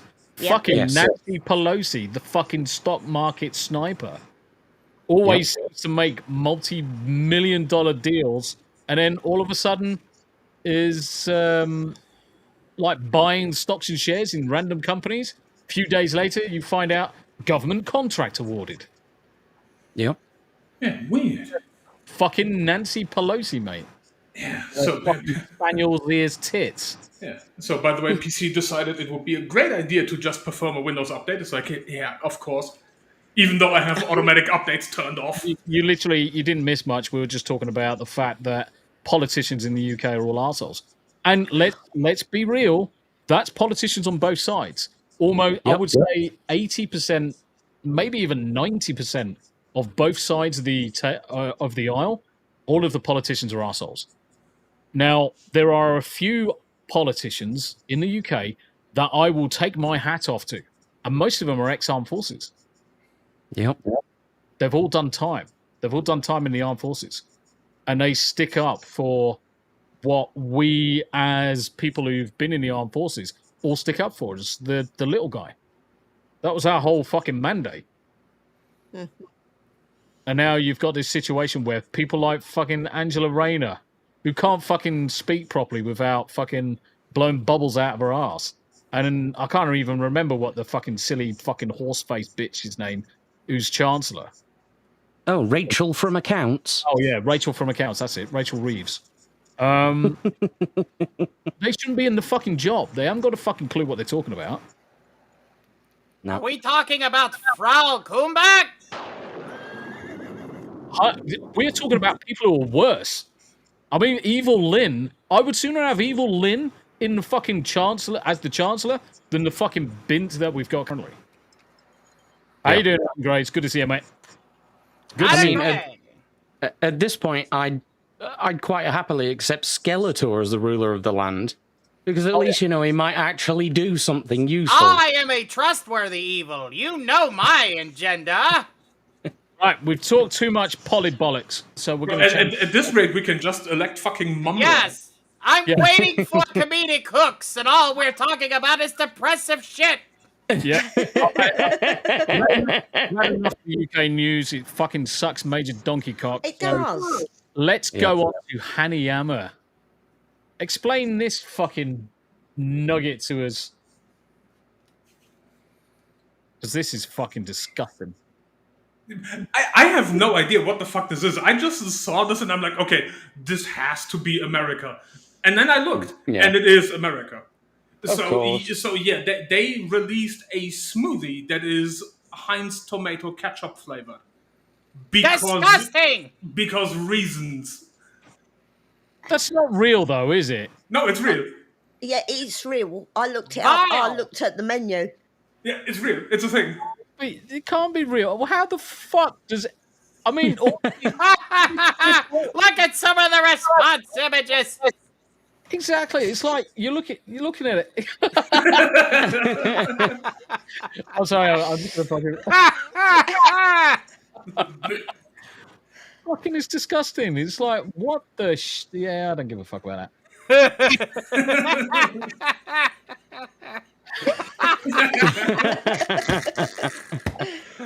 It's hard being in character with this. I know, mate. It's like it's the easiest way to break character when you start looking at some of these. Stop it!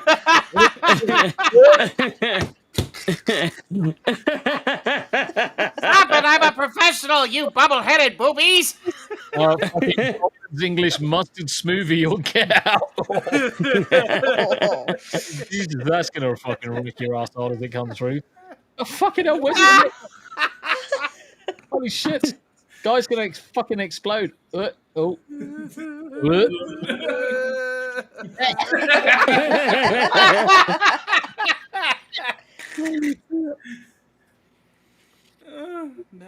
No. Oh, mate, this is fucking best together. Yeah. And then He's like, you fucking sub creatures. It gets worse. Oh no. Oh no. Oh, sweet, man made. America. Yeah, gotta love America, man.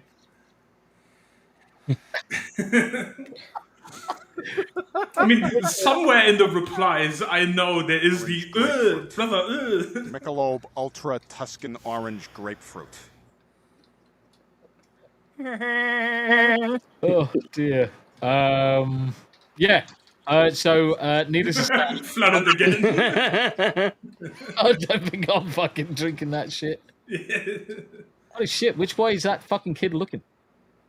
Every direction that exists. Yeah.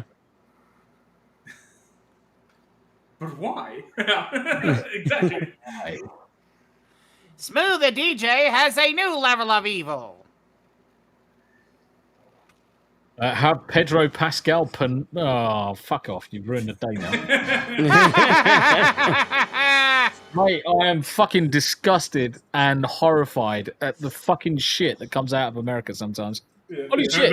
But I had that originally for the meme section, because when you have my name, I'm like, oh, is it time? Is it time to roast people again? And then it's just a fucking catch-up.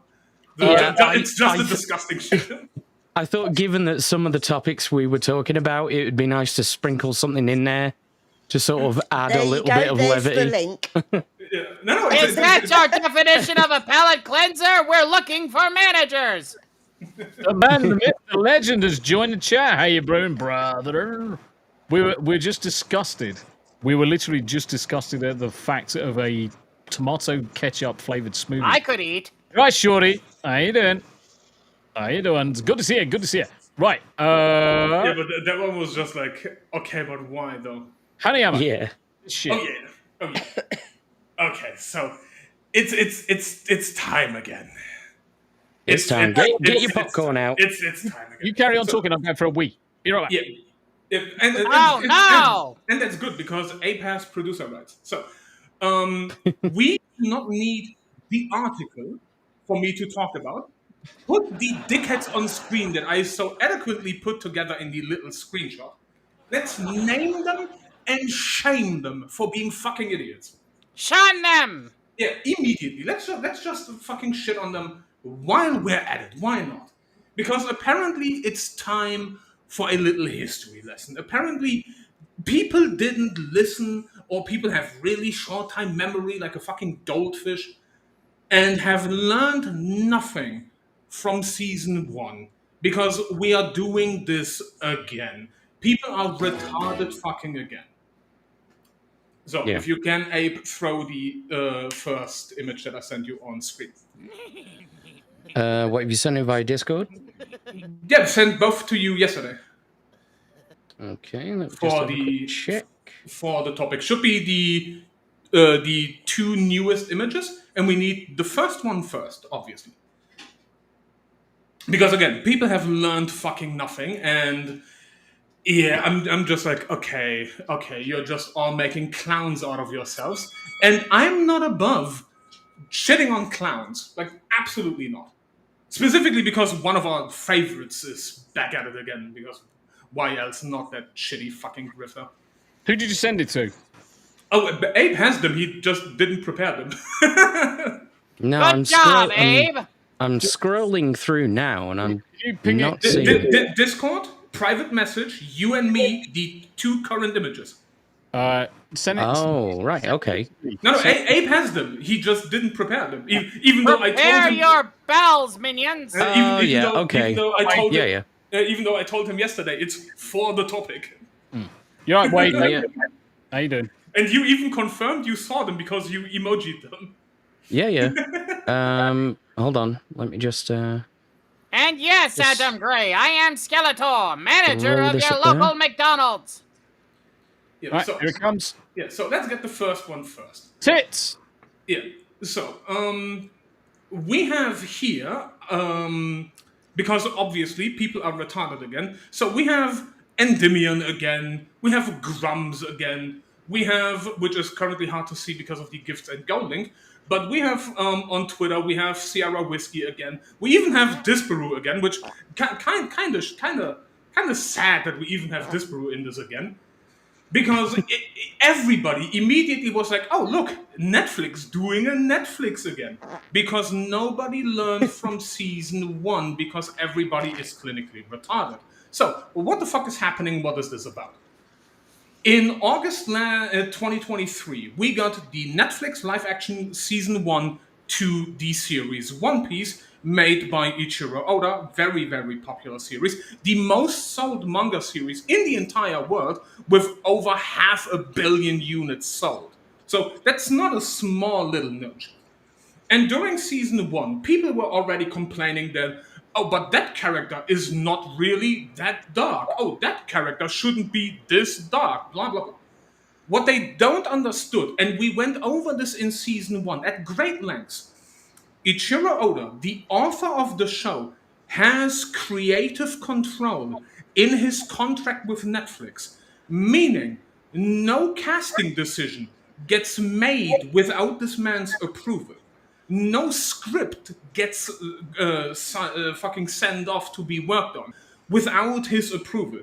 During the production of season 1, Ichiro Oda flexed his creative control privilege 9 times, rejecting one casting choice, and have had one scene reshot and had the script worked over again 7 times because it wasn't to his liking. Okay? He flexed his creative control 9 times. So, what is happening now? Why are people mad again? Ichiro Oda made it his grand goal to have a worldwide story in the sense of One Piece doesn't happen in one location. It's literally a series about a crew of pirates traveling the entire world by sea. So it is a world happening story. It's not locationally bound. And with that, many of the islands that you will see are referenced in the real world. For example, the Alabasta Kingdom is a desert kingdom which is heavily inspired by very, very, very ancient Egypt and India. Yes? So this is not by any means a quote-unquote white people country. I mean, the main bad guy of the Alabasta arc is called Sir Crocodile. Think about the Egyptian background. And two of the bodyguards of the king are a jackal and a falcon.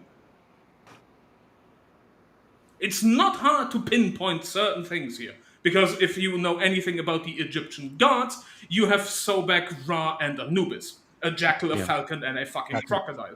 Yep. A fucking bird. So, and in even in season 1, for the production of season 1, a fan way back when asked Oda if the crew would have been born in the real world, where would they origin from? And we had the main character, Luffy, being from Brazil, Zoro being from Japan. Sanji being from France, Nami being from Sweden, Usopp being from Jamaica, Frankie being from the United States, Chopper being from Canada, and I want to say the Skeleton Brook, because he's a musician, originates in, I want to say, Romania. One of those. And so even with the casting of Usopp, because he made it clear, was Usopp from the real world, he would be from Jamaica. They got a Jamaican descendant actor, so obviously he's a bit more dark in terms of skin color.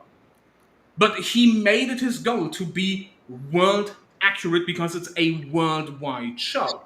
Now, being the Nefertari family, which is an old Egyptian name coming from the kingdom that is inspired by ancient Egypt and fucking India, if anybody really happened, we're gonna get fucking blue-haired Snow White. You have not paid attention to the production of season 1. You chuckle fucked idiots. Yeah. So people once again poking the fucking Netflix flag and being like, oh, here we go. And then specifically Sierra Whiskey, that fucking idiot, is like, yeah, but clearly Oda just looked at the Netflix money and was like, fuck yeah. Ichiro Oda doesn't need Netflix money. Over 500 million units sold of the One Piece manga. Think all of the licensing for the anime production that is still going for 25 years, all of the video game productions, all of that shit. That man doesn't need Netflix money. Netflix needs One Piece more than Oda needs Netflix. Yeah. Yeah. By far. And then, and now, Abe, if you want to blow up the second image, because you already have it open, if you throw that one on screen, please. And I've read the Japanese interview just to make sure this is an accurate statement, and it is. All of the new casting additions for season 2 were handpicked by Ichiro Oda. He handpicked all of them. Not a single one is a Netflix insert, because once again, he flexed his creative control and just said, no, I want these people, these people, these people. Because the actress, for example, that we get that plays Nico Robin in the show is of Russian descent, because the character in the show would be of Russian descent were she be born in the real world. So once again, he's going directly where he wants to go with his IP. Because Netflix got shafted again because they wanted somebody else, Oda overruled them. Yeah. So anybody that wants to fly the, oh, look, it's just Netflix being Netflix again. Or even, again, Sierra Whiskey, that fucking idiot, sits there and be like, well, then clearly Oda is just racist. Or you are just fucking retarded and have the intellectual property of a fucking spoon. Yeah, take a guess, motherfucker. The thing is that obviously everyone's jumping on this bandwagon that Netflix are going to Netflix. but it's not the case. He has got creative control of vetoing anybody they suggest. So if anyone's stupid enough to believe that they're going to race swap or color swap or change a dude to a lady or whatever in Oda's watch, it's never going to fucking happen. No, and I mean, to be fair, like Netflix, like even suggesting it's fucking retarded, which is why some people got a little bit of a slap on the fucking dick. Yeah, and I mean, like, to be fair, the guy that they have in the trailer and also the guy that they have that plays a Marine Captain Smoker, like, Netflix suggested him because he auditioned for the role. Oda then saw the role, saw the audition tape, and is like, okay, let's do a fucking thing. They had the guy flown in because they already had the costume for Smoker prepared and had him try on the costume. And Oda saw him in costume, even with the white hair, because Smoker has white hair and everything. And he looked at him in costume and is like, I like that guy, I want him. If he didn't, he would have not signed off of him.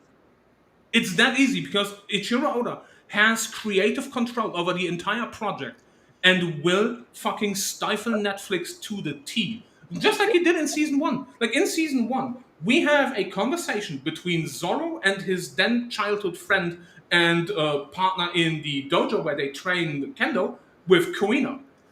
And Kuina tells him, after she beats him in a duel when they were very young, she tells him that she envies him because he's a man, and if they keep training and once they grow up, he will subsequently beat her in a fight, regardless of how hard she trains, because while a girl can beat a boy, a woman will never beat a man in physical combat. Yeah. Zoro originally rejects this idea because he admires her skill. But she's straight up honest. It's like, no, if you keep training like you are, and if I keep training like I am, as soon as we reach adulthood, you will beat me just because you will be stronger and you will be faster than me, and then technique only gets me so far. Correct. Netflix originally wanted to cut that line because obviously it's 2022 production Netflix, and Oda literally once again put his veto card out and strong-armed them to have that line in the show. See, the other thing as well with Oda, and this is the thing that makes me laugh with J.K. Rowling. They've got fuck you money. Yes. They have got absolute fuck you money, and we know full well that Oda's not going to give anything over to Netflix, not in the way that they want. He doesn't want his IP tarnished, which is 100% the position I would have. 100% the position I would have. Protect the IP. You don't want no bullshit fucking ideologues. You don't want anything self-inserted by arseholes at Netflix. Creato veto that shit, which is why it was incredibly funny to see all of the fucking people jumping up and down over on Twitter the other day saying, here we go again, Netflix, when fucking read the room, guys, look at the bigger picture. Oda's never going to fucking allow it. Have a fucking couple of seconds to think about it. Yeah, and specifically, like, if you just go, like, ignore the anime, ignore video games, everything. If you just go by manga sales, the average fresh volume when it releases costs, like, the global average is around $9 globally. Yep. This man has over 500 million copies sold worldwide. Like, it's currently up to, I want to say, like 608 million units sold. Now, average that to the price of $8. This man doesn't need Netflix money. And then, by the way, convert that one back into yen. This man doesn't need Netflix money. Right. Let's move on to something that was weird as fuck. Yes. I know what this is. Abe's topic. As always, guys, feel free to jump in at any point in time. What do you want to do? Do you want to watch the video first? Yeah. Let's watch the video. It's pretty self-explanatory. Skeletor? No. Not really, no. It looks like butter. It probably doesn't taste like butter, but let's listen into this fucking nugget of Bill Gates' genius. It looks, smells, and tastes like the butter we're all familiar with, but without the farmland, fertilizers, or emissions tied to that typical process. And this butter breakthrough, it's happening right here in Batavia. In the middle of an industrial park in a suburb west of Chicago, something unprecedented is happening. So you're using this gas right now to like cook your food. And we're proposing that we would like to first make your food with that gas. The company is called Savor, and you better believe it. Their pioneering tech uses carbon and hydrogen to make the stick of butter you see on this plate. This is Wait, pretty what? novel to be able to make food that. Yep. So carbon and oxygen fuse together in a thermochemical process to make butter. I can't believe I want real butter. Another reason they say this makes an impact, no palm oil, a significant contributor to deforestation and climate change. That's not all. Of the 51 billion tons of greenhouse gases emitted every year, 7% is from the production of fats and oils from animals and plants. So when could you get a taste yourself? Never. Right now, they're working directly with restaurants, bakeries, and food suppliers, releasing these chocolates made with their butter in time for the holidays. Savor butter in either its current manifestation or with our partners. We expect that to be on the shelves kind of more like around 2027.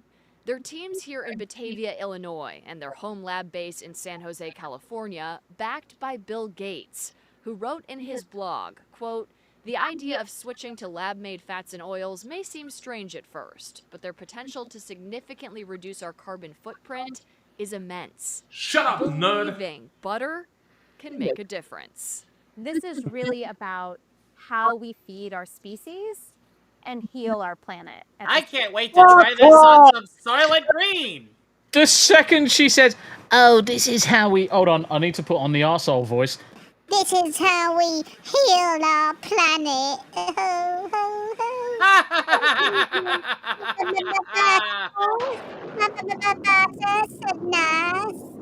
Fuck off, you fucking cunt. Do you know what fucking pisses me off the most about this? Look at all of the fucking chemical stills that they're having to use to produce this shit. This shit is gonna fucking kill you.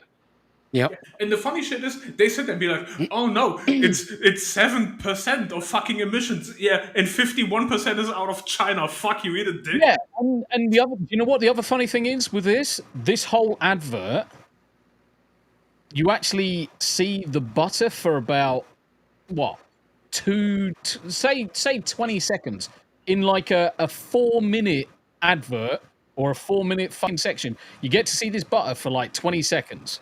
That's it. The rest is all about, oh, it's bad for the environment and goddamn greenhouse gases and cattle farts and shit like that. It's like, goddamn space fucking hippies. Fuck off back to your own fucking planet or a wood chipper. And of course the fucking facilities in California, because where else would it be? Where else is it gonna fucking be? I think if you finish the video, it will have a wide shot of just how many things they've got going on there to produce this. Right, let's go. Same time. I put more information on food sustainability and how this could impact our food industry moving I'm wearing a forward. hard hat. And the story I must that's be up on important. our website right now, where you'll also find more information about this company. Reporting inside Savor's facility in Batavia, I'm Tara Molina, CBS News Chicago, Investigators. It might have been earlier, but there's actually one of these big chambers. Criminal. There's one of these big chambers in the background that actually has slop water written on it. That's always a charming ingredient for any food, isn't it? Water. There it is. Yeah. Here it is. I found it. Slop water. Actual slop water. Fred says, "What the heck is slop water?" It's a special water that you slop when you drink it. Fuck. That's amazing. Slop drops. Anybody? I'll have you know that I like this plan. I can't wait to sell this butter on some Soylent Green. Yeah. Hey, no. You know what you do, Skeletor? You take that butter, you use it in your McDonald's, and then you sell it to He-Man, because fuck it. Mate, this is so accurate. He-Man will have his McDeath. Ha ha ha. This image is so fucking accurate. Yep. Anybody that doesn't know that Bill Gates is a fucking mass murderer, just go and fucking check out his fucking shady dealings. And he's also been buying up massive tracts of farmland in the United States, just randomly. Yeah, funny old thing. For his no reason.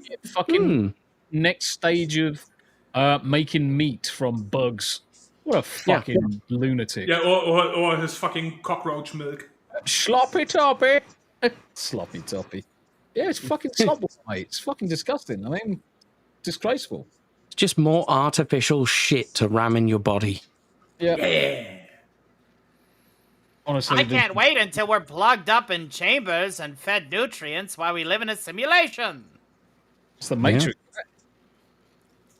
We're pretty much in the Matrix. Haven't they got to the stage where they've actually started to prove that we could actually be in a fucking simulation? Yes. And if that's the case, I want a refund. The simulation sucks. I want to play Destroy All Humans, not this garbage. Load the new game. I'm not just a food scientist. I eat gas butter every day. I'm not just a food scientist. I'm the food. The better question is, would you get? The better question is, okay, amazing. But would you get gas from the butter? Probably. Probably, yeah. Probably. Gas in, gas out. Yeah, it's fucking disgusting. Needless to say, it is disgusting. Right, I wanted to bring this one up. How many people love Highlander? Yes. There can only be one, He-Man. Oh. Dave Bautista, cast as the Kurgan in the Highlander reboot. Oh, I don't like Highlander anymore. Exactly. As soon as I saw this, I was like, really? I mean, Clancy was so fucking perfect as the Kurgan. Yeah. His voice is so perfect. His stature is so perfect. They could just cast him again. Honestly, he could probably do it and get away with it. But Dave Bautista, have you seen the state of him lately? He looks like a fucking lesbian that's going for a vegan phase. Well, not anymore, because the last image of him that I've seen, I mean, obviously, like, the beard and shit got white, but you can just fucking dye the beard back, or dye the hair back. But he put on, like, he's not looking like he looked when he was an active pro wrestler. He's not that fucking ginormous anymore, which, to be fair, if you get to that age, why would you run around fucking with 330 pounds? But he looked way better, the last image that I've seen it, from the one of that weird red carpet where he looked like comparatively small. Yeah, so that's not the most recent one. He looks like a fucking fag. Yeah, but again, that is not the most recent one that I've seen. It looks like he's been on... Is he wearing a fucking pearl necklace? Yes, he is wearing a fucking pearl necklace. He has got the jizz beads around his fucking neck. Fucking lesbian Marge Simpson over here. And this is what I was saying. He looks like a fucking lesbian that's on a vegan kick. Yeah, but again, so let me... I can't wait until somebody rips those pearls off of him and it becomes a weird Batman story.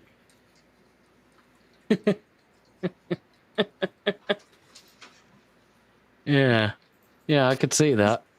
Give it time. Anyway, lesbian... Kill him in an alley! The lesbian grandma cast as the fucking Kurgan of all things. It's like, fucking... I can't even find what fucking page I was on now. Holy shit. Where's it gone? He's just not intimidating, though. And this is my problem. What's he going to do? I'm going to stand incredibly still and be invisible. Yeah. No, while eating your nuts! No, they won't. I am Democracy Manifest. 2 fingers of fun. How you doing? It's good to see you. Yes, Mustang with back, and he looks like a crackhead version of Jeff Goldblum. I wouldn't even say he's that fucking good, mate. Yeah, because so here's the thing. So I will just put this in the private chat for you, because this is one of the most recent images that I've seen. Oh no! Let's have a look at this. Share this one instead. Oh, he looks like a chick now. Nice. he's turned into a black lesbian. Right, Dave Bautista. He's become Jack. Yeah, he has. Black lesbian supermodel. has gone viral for his physique, and he says he got there by training smarter. I feel better now than I have in years because my training is just so good. You mean you've got... Just scroll down. No, hold on. Let me just explain this, because this is a fucking thing that really pisses me off with these fucking assholes. They have got Hollywood money and Hollywood films lined up. The fucking directors and bloody studios and producers, they pay for these guys to have fucking trainers and chefs that cook them very specific fucking meals and get them fucking working out and make sure that their fucking calendars are completely clear so they can get in shape. This is not fucking natural. No, it's not. Those same trainers get them the exact right chemicals too. Mm-hmm. Yeah, but like again, this is just to the point where, compared to the first image that you pulled up, he definitely looks better obviously better in shape here than from the image from the red carpet. I mean, I will say his face has got a lot more fat in it in this image, and I think that's the thing with Dave Bautista, because as soon as he loses a lot of fat in his face, he looks like a lesbian grandma. Because he's either nearing or already is in his 60s. 56. It's on the screen. Yeah. Irrelevant. 56, I would actually say he has been juicing up. Whatever it is he's doing, because obviously it's Hollywood, but he definitely looks better in the top image, because again, that's the newest one, than in the one of the red carpet, where he just had rapidly dropped all of that weight. He looks like an Indian storekeeper in this image. Sorry. Yeah, it's the fucking sweater. I'm taking it all back now. He looks like he should be called Jamal and selling fucking Slurpees in a fucking 7-Eleven. But now, like, being old as fuck, it just helped me. I feel better now than I have in years, because my training is just so good. My cardio is so. I've just noticed something else as well. Have you seen how big his fucking ears are? Holy shit! No, I mean, always have been. But I mean, also, by the way, drop on the moon. Yeah, and it doesn't sound. Yeah. So, but also, by the way, because we're talking about Kurgan's voice, specifically when he talks in a normal register, I don't think he has a bad voice because he has a more bassy voice to him. So he could talk, because the Kurgan didn't have many lines. That was one of his saving graces in the original Highlander. Hi, I'm Candy. Of course you are. So for me, the important, because I don't necessarily hate his casting choice, the one thing that will be funny is, obviously, he needs to fight with a sword. So who do they get to be his instructor to train the sword fighting? Because if he gets a shit instructor, this is all going downhill. Because we know Henry Cavill can fight with a sword. Henry Cavill can fight with a fucking sword. Hashtag Witcher. Henry Cavill is a real-life Custodes. Let's get one thing clear. Yep, exactly. And this is the thing. All hail the Emperor. This is the other thing. You've got a Henry Cavill. I mean, stat-wise, how tall are they compared to each other? I want to say Batista is taller. Let me check this. Batista and Henry. Dave Batista is 194, and Henry Cavill 185. So Dave Batista is 8 to 9 centimeters taller than him. Yeah. So I mean, arguably, you're not going to see a lot of that anyway because of the nature of the camera work. But fucking hell, I didn't even know Cavill was like 6'5". Holy shit! That's not 6'5". Because 185, he's 1 centimeter shorter than me. I'm 6'2". So he's 6'1.5" then. Yeah, 1.6 something. Because freedom units are weird. Freedom units. Yes. Henry is so big. How do you find an intimidating villain for him? I mean, it's trick question. You cast him as the villain. Yes. That would be the twist, wouldn't it? Put him in as the Kurgan. Fucking what a fucking field day that would be. That would be interesting, like they were twin brothers or something. Rio, gonna pull out. Take care, all. You take care of yourself, Robert. Thank you very much indeed for... Never pull out, Rio. I'll see you in your dreams, Rio. chasing the Highlander by using his gigantic ears. Yeah, I mean, you look at June and June Part 2. He was not fucking intimidating throughout any of those two. No, not intimidating. He looked like a fucking Casper the Ghost had a fucking attack of the fucking anxiety and was made to look like a chimp by a fucking 20-year-old. Yeah. Yeah, but that's the problem. But that's then the problem of the makeup and the direction for his character of the Dune movies. Butler was far more intimidating. Yes. As his character. Yeah, agreed. But to be fair, shouldn't Gerard Butler's character also no, not Gerard Butler, but shouldn't wrong Butler. But shouldn't his character also be like in the books? Wasn't his character also the more aggressive one compared to Batista's character? So, yeah, there we go. He was fucking screw loose. He was screw loose in the books as well as in the film, which is fine. But when he's supposed to be ultra masculine character within the film, and he just looks like a soggy fucking lettuce. That's embarrassing. Yeah. Anyway, I'm bored of that shit. Because like the funny shit will basically be, if we get any, the first set photos of Batista in the Kurgan armor. Because that will ultimately decide if you take him serious or not. Is how he looks in costume. Because we have seen people that look scrawny as fuck in their day-to-day lives, but then absolutely kill it in costume during filming. I feel attacked! Yes. Good. I feel attacked by looking like a Trivial Pursuit fucking piece as well, or a lump. Wait, whoa, calm down, sir. I'm Bill Cipher. You know who I am? Because I know who you are. Yep. Hanayama. Yeah. We've got another one. Good news from Germany. The Constitutional Court said some shit. Take us through it. Yeah, they basically ruled that the EU's plan to be like, oh, we can spy in all of your fucking secretly private sent messages and shit, and then our constitutional court says, fuck you, don't. If this is not for an active criminal investigation, get fucked. So yes, we finally did something. Good. Let's go. Let's fucking go. Let's go, because they literally just told him to get bent. I wonder how quickly this is going to spread to everywhere else. But Germany's top court ruled on Thursday that law enforcement officials can use secretly installed spyware to monitor on phones and computers only in cases that involve serious crimes. But again, where's the definition of a serious crime versus a non-serious crime? In the article, they outline for if it's like assault and battery, if it's like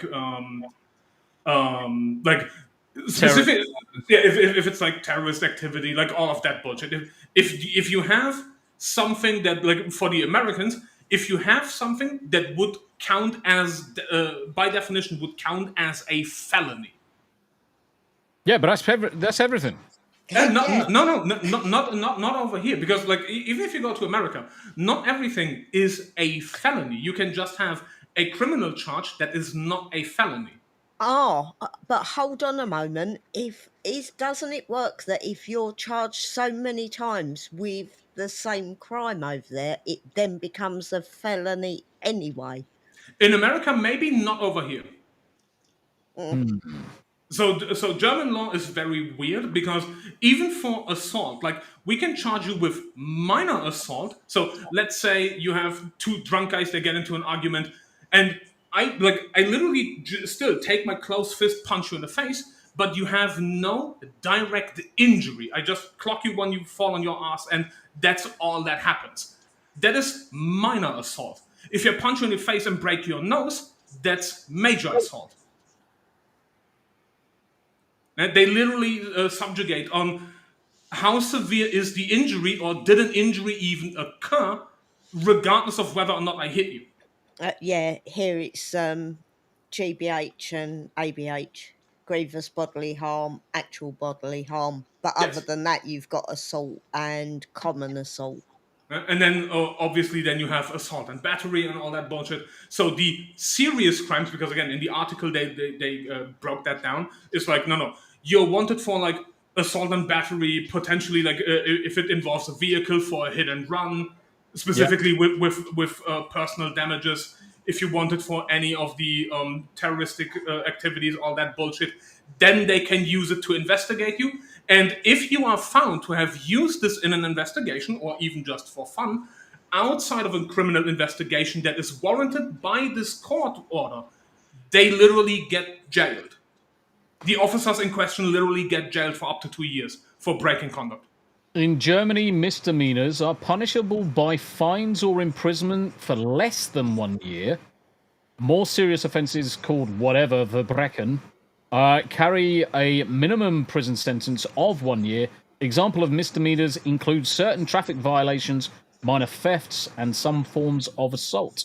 Yeah. So, and everything under 2 years will be sent to probation and Verbrechen. yeah. How would you pronounce Verbrechen. Oh, okay, cool. Yeah, so, and everything that has a prison sentence of under 2 years, you won't go to jail, you will be sent on probation. So you need to have a prison sentence that is above 2 years, where you would most likely no longer get probation, and then they may have a case to enact the fucking search. Everything below that, you are not allowed to even consider using it, because it is not called a criminal offense in the regards of the prison sentence. Off to the gulag! Anyway. My favorite spot! Next, what we got? Something from Smu, even though Smu is away currently. Fortnite Cross the Rude Sandstorm for free item for the first web purchase. Clickety, clickety, clickety. Yeah, so you get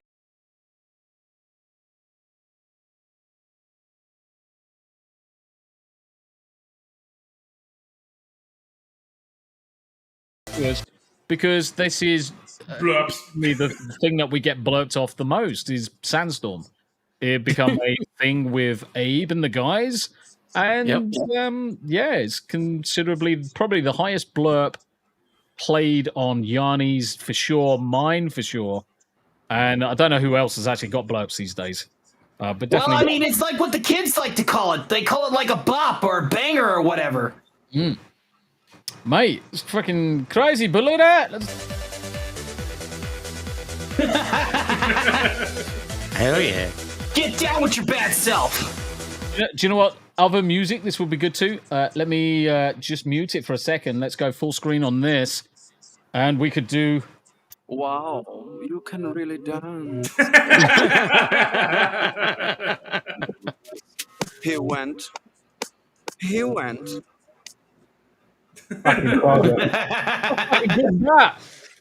Or I guess we could probably spin it with this one as well. Play, you bastard! It doesn't like you. Too sexy for my cock. Fucking Jesus Christ! My good God! So a Fortnite skin. So what? If you just fucking pay for it, you can just get the. Yeah, on your first on your first purchase, you get that one for free. Oh. It's really tempting me now because you can get the Power Rangers, and if you get that one for free as well, Abe, me and Tam are playing Fortnite with the granddaughter tomorrow. We're actually going to be playing Fortnite straight up because the granddaughter's going home this weekend, and she's not going to be here on Friday. And we played it last Friday. So for those that missed it, we had a fucking banger of a Fortnite stream. Tam played it for the first time ever, and it was her first FPS shooter game. We played 4 games. We won 3 and came second on one of them, all because we got caught in the fucking storm. We would have won every single fucking game. We were the bestest. Yeah. Easy. Yeah. Granddaughter's a fucking savage. When it comes to Fortnite, the granddaughter is an absolute savage. She is. Yeah, I think it's the no build version, right? Yeah, no build version. I don't do fucking build. You can get fucked. Buildings are for wusses. You don't play fucking FPS Minecraft. No, exactly. I'm not going to go around building fucking buildings and shit. I want to run around shooting people in the dick. Or in the head. Well, I played Fortnite when it very first came out, and that was what put me off it. It's like, I don't want to run around building shit in a third-person RPG game No, where Abe you wants can to get do- shot at any time. Yep. Abe wants to do the Warframe shit. Just take the gun, point at enemy, press trigger, and then everybody dies. Yeah, but that's no build, and that's what we were doing. Yes, that's what we were doing last week. So if you want to play it tomorrow, just you know where we are. You know where we are. What else have we covered today? UK says get fucked. Ketchup smoothies. No spyware. I think we pretty much. Oh, fined for using a skateboard, Abe. Yeah. Yeah. We keep falling further and further. We had a 15-year-old girl who was arrested the other day for buying a Big Mac after 5 p.m. Yeah. Then we had Really? a I didn't know gardener. this was a subject. I would have brought back McSkeletor. No, I didn't know it was going to be a subject. But the thing is that we are just going to focus on the Big Mac incident. So there is certain areas where they've got a limitation that you cannot loiter around the McDonald's because they were having large groups of youths. So they put in a rule around. It's like a get your fucking food and fuck off. You don't need to stand there. She refused to do it. So as a result, when she got fucking told to move along and then spat and kicked at the copper, she got fucking arrested. Fuck around, find out. But the very fact that they've got this anal retentive fucking law that get your burger, you can't hang around, disappear off, I can understand because they're trying to break up these large group of youth. If you're in a group of 5 or 6, fine. Stay there. 5 or 6, no problem at all. When it's 20, 30, 40 kids straight after school, that's the problem they're having with. It's intimidating. Anyway, take us through the fucking skateboard from hell. Well, just another aside as well. There was a man who worked as, Daly's exactly right. In Nova Scotia, you can't walk in the woods without getting fined now, even if you live in the woods. What? 28,000 Canadian dollars. He got fined for walking through the woods. Yeah. And there was a gardener who was arrested in this country for carrying a trowel. Yeah. A gardener. So this was an incident in which a man was skating briefly on the road when there was no traffic, and then the police saw him, and then they arrested him, gave him a fine straight away. I think it was like 6 points on a license he doesn't yet possess. You can get license points before you've got a license. There is a statute, and he did for that. Yeah, but my issue, or it's probably going to be explained in the video. What justification did the police have for giving him the points? There's got to be a fundamental reason.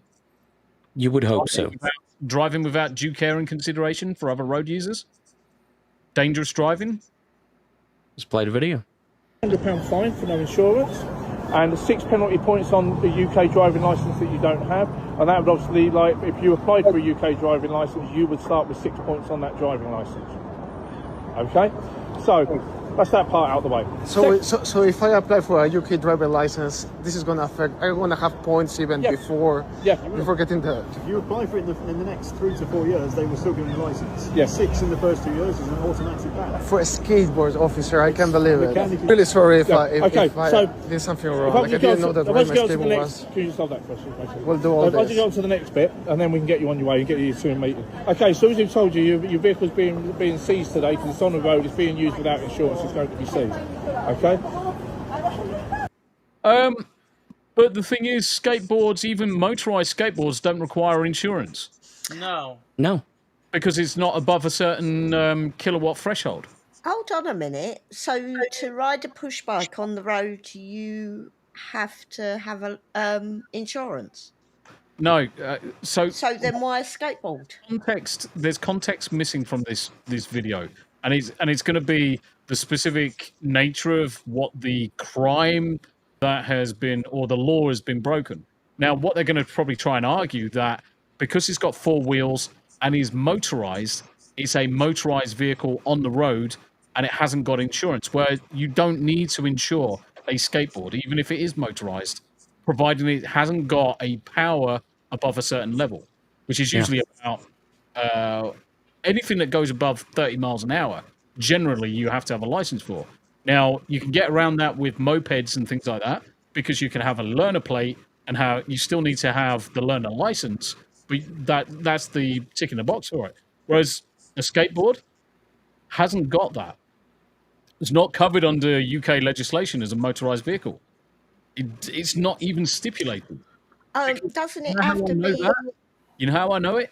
Because the image doesn't come up on the back of your driving fucking license. Milk float, tractors, cars, lorries, motorbikes, HGVs. That's basically it. Yeah. There's no push bikes on there. There's no. I mean, the thing is, if they're trying to argue the toss over this skateboard, which is motorized, they have to take into consideration motorized push bikes as well. They're overreaching on this one.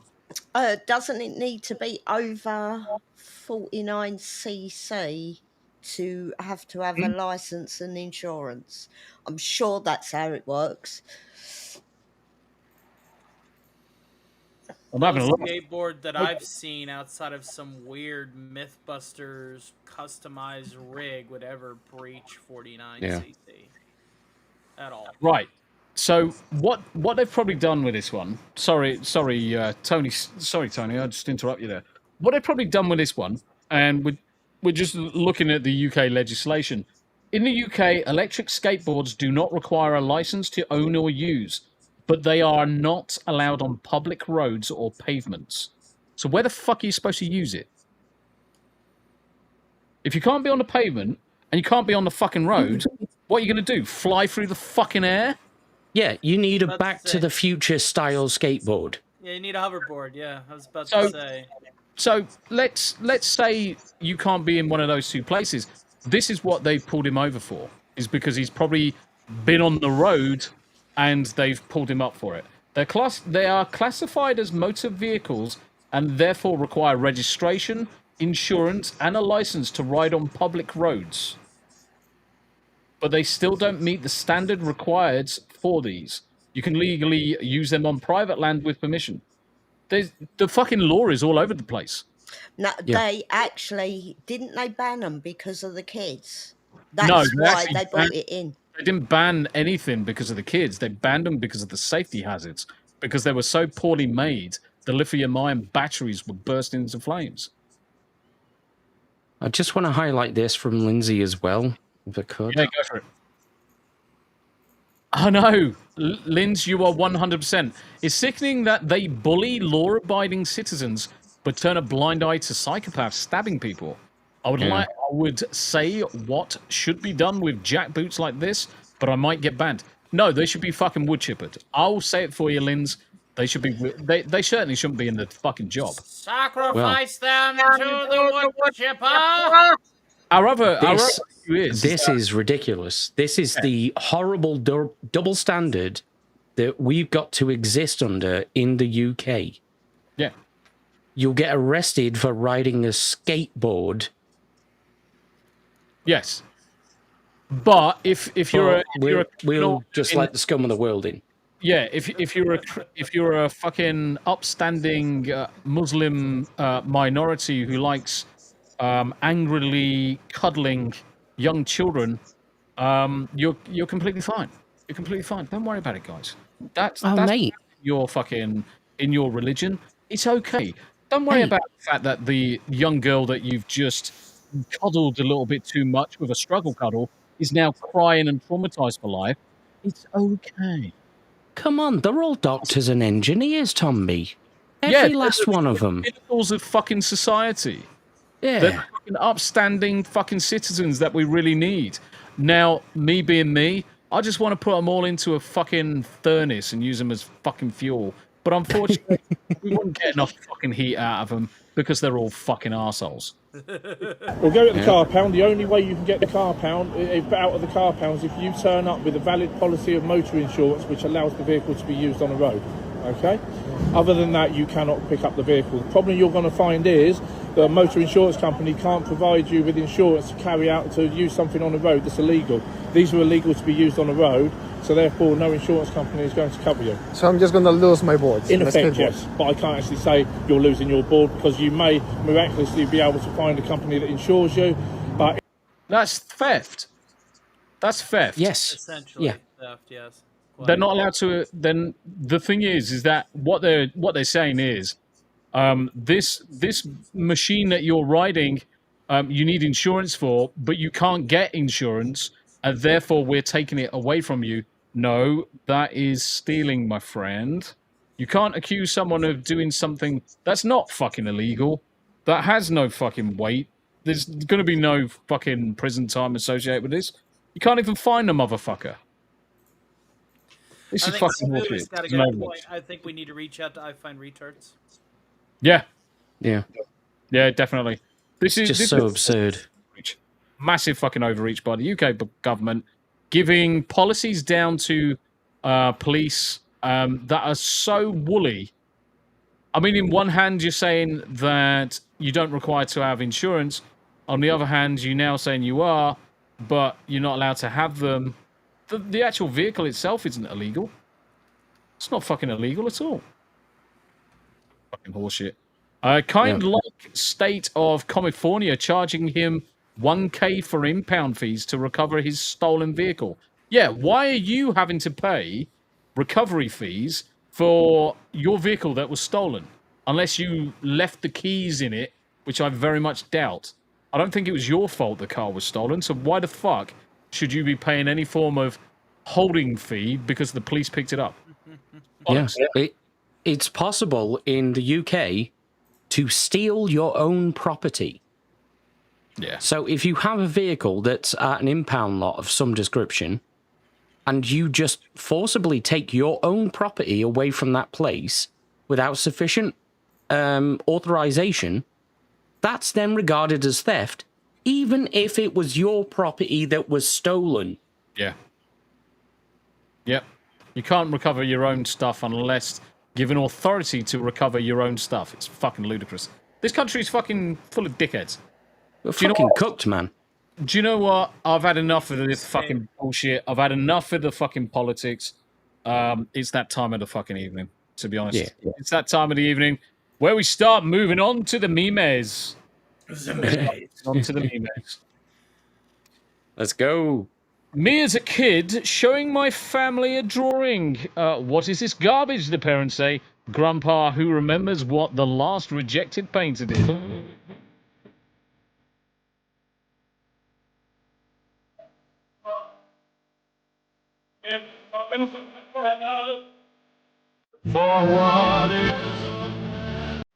How you doing, Sevi? Good to see you. Had to sing along. That's like my Hey, Sevi. You've got to in this day and age. Who's on Moonskull? It's Daramove. Daramove's coming on to Moonskull later, isn't he, Sevi? Yeah. It's good to see you, mate. Good to see you. Thank you very much indeed. Good to see Hello.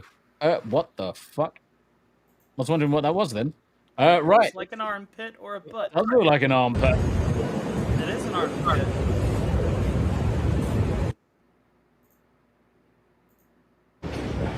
Sweat after 1 hour and an awesome cosplay. Mate, maybe you shouldn't be wearing it for an hour. Mate, God, that's lady. disgusting. I bet she has got the fucking box from hell. Smells like fucking... Yeah. So funny shit to that one, and I've told Jack when he put it in. So this is not even the original upload. This was because if you just undo the full screen and read the tag that the uploader put in, and it was like the post even got community noted because like this dickhead, like the caption how much per liter, but if you scroll down it got community noted. And because again this is not the original uploader. Yeah. Because I followed the original uploader, so I would know. Because again, the question that was asked like 9 billion times. specifically during summer, is how hot it gets on a convention. Specifically, how hot does it get under cosplay? And that was the response of being like, this is approximately 1 hour into the convention. Yeah. Sweaty hot. Yes. Oh, yes. So this gets absurd. Putting on the suit, I feel her pain. Yeah. Yeah, It really seals in the flavour. Really seals in the flavor. Ooh. Tasty. Everybody's drinking the amaranth bathwater in the responses, but Mate, that's a lot of fucking fluid, though, isn't it? It's a lot. Very Yeah. podge. Yeah. And here's the other thing you should consider here. This is approximately only like maybe 1.5 hours of that day on the convention. Conventions go longer for 1.5 hours, and it's like roundabout like what? The average convention goes 3 days. Yeah. So this is why certain people only visit like one convention a year. Yeah, it's an ordeal. It's like, okay, and now I'm done. I pick a day to cosplay, and then the other 2 days I'm just fucking around. Like Andy Matthews says Tombi wearing the fucking nuclear, biological, and chemical suit for a long time. Mate, was it ever? What about a woolly bear fucking suit? I mean, have you seen some of the behind the scenes footage from when you had the really old Godzilla movies when the guys came out of the Godzilla suit? Oh yeah. They were not sweaty at all. What do you mean? They're only up to their kneecaps and they're all fucking sweating in that suit. Yeah, literal buckets of it. It's when they're coming out of these suits and they're just complete. You know when you've got your hands in so much water for so long, they just go that white color.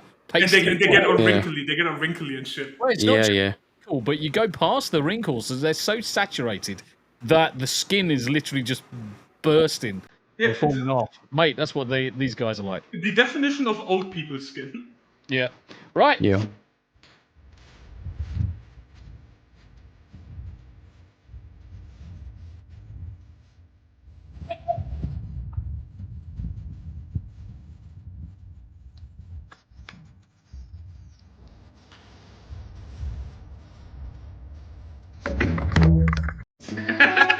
Nailed it. Well. Stupid points win prizes. Now for something completely different. No! And by the way, tell me you got that, Marge. And by the way, Uncle Martin, yes, absolutely yes. Uncle Martin, this is why Godzilla was so angry. Yes, he was just sweaty as shit. This will make you feel really fucking old. Sucks. I know this song on piano. I forget fucking playing for this shit. Yeah. At the end of the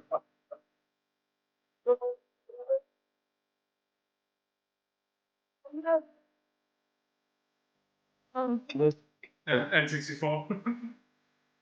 Yeah. On that small TV. We lost that culture.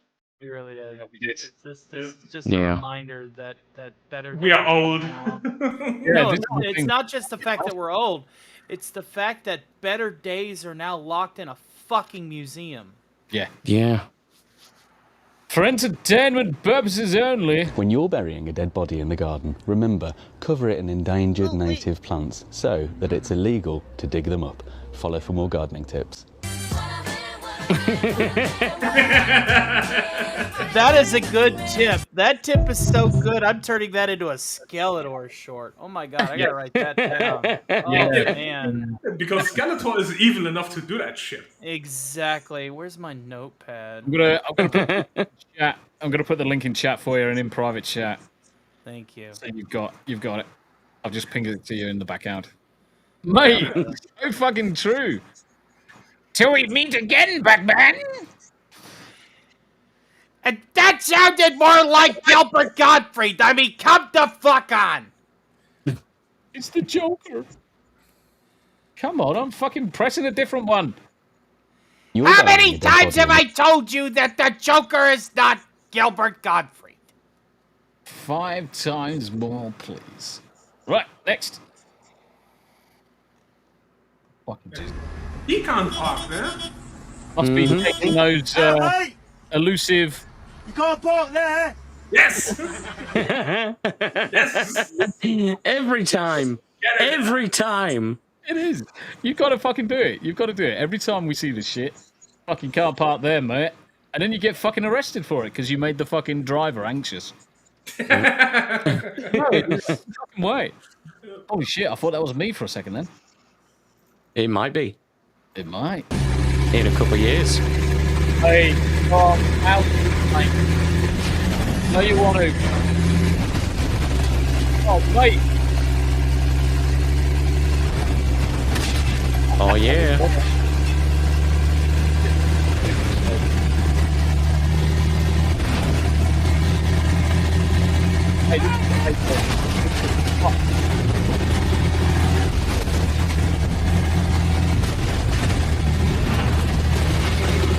Well, somebody doesn't like the fact that he's driving a Twisted Metal boss, and it shows. Yeah. I was just thinking this is more like IRL Mad Max. Mad Max. That's exactly. That's just the post-apocalypse car. It's like zombie apocalypse gets real. You build that shit. Be like, yeah, fuck you, zombies. So Yanni actually sent this across, not for the meme, but it was about the T-shirt. Now the memes are good too. I'm looking for this T-shirt, so if anyone finds a link to it, please let me know because this T-shirt is fucking amazing. Why are all your friends veterans? Veterans don't ask questions, they just get things done. Wow, what does that mean? Like, if I gave you a problem, you would ask me if something legally could be done about it. Yeah, that seems like a good question to ask, to be honest with you. Veterans just ask if we are physically capable of accomplishing it. What? Oh, we're solving that problem. Doesn't matter. Nothing matters. No, why are you looking at me like that? Supplied with enough nicotine and caffeine, duct tape, and wild animals, veterans can solve any problem. They'll do whatever they need to do. It sounds like you have real world experience with this. One time we trained geese to attack people walking along a certain path based on the color of their rank. Yes. Why would you do that? Because that pathway took them right next to our shamming spot. And we don't need the seniors going to our shamming spot. We like to nap there. Be left alone. What is shamming? Oh, my sweet summer child. Come here. Let me teach you the ways. This guy has it locked. It's so true. It's so true. And then he gets horribly debated. Yep. Because he didn't know. In chat, I've got memes up at a minute. Oh yeah. No, I'm literally on that page right now. Nice. Life toaster bath. Yeah, I've got it. That's a glorious shirt. Mate, I want it. I want to wear that shirt while listening to Worthless from the Brave Little Toaster on repeat. Yes, that's what we want to do. Right, let's listen to this. I want to know where the people are who did this. We joined the military. It's his fucking T-shirt. I want it. There's another one you need. There's another one. There you go. T-shirts. I need to. How many witty and lame T-shirts is Tombi gonna buy today? All of them. You should see my wardrobe is just full of fucking nerdy T-shirts. I fucking hates it because there's something like 60 different fucking nerdy T-shirts. Fucking hell. I've got like 4 stacks of at least 20, 25 in each stack. It's no word of a lie. No word of a lie. Mostly. Also, if you'd like to do the disarming face but add a little flair to it, you can add a noise. It's best if you do it while making eye contact, though. I also like to ask at work if somebody's clearly in a bad mood. I like to ask if their smiler's broken. American Pride raccoon. But you got to do it right. You got to be like, is your smiler broken? Is it brokey? It works on my children, and it also works on adults. Ask me how I know. I'll tell you what. I'll tell you what. Exactly. Right, next one. Let's go through it pretty quick. If they're too long, I'm going to just skip over some of them. Lots of memes. Yes, the best story out of all of them. This is fucking great. 13 women's national basketball teams are required to install safety nets to protect against dildo throwing incidents. Yeah. So who has heard of this outside of me? Obviously. I'm going to hedge a bet now. I'm going to start a Deadpool. $10 that drones are going to be flown in, dropping them over the game. Okay, so I will give you one better. It's not going to be a drone, but they're going to find that, and on that specific spot on the ceiling, the net is not hanging high enough, and they literally going to fucking javelin toss that shit over there. Damn right. Guaranteed by the end, but like, depending on when the next games are, by Monday, a new one has landed on the court. And fucking Phil still managed to comment on it.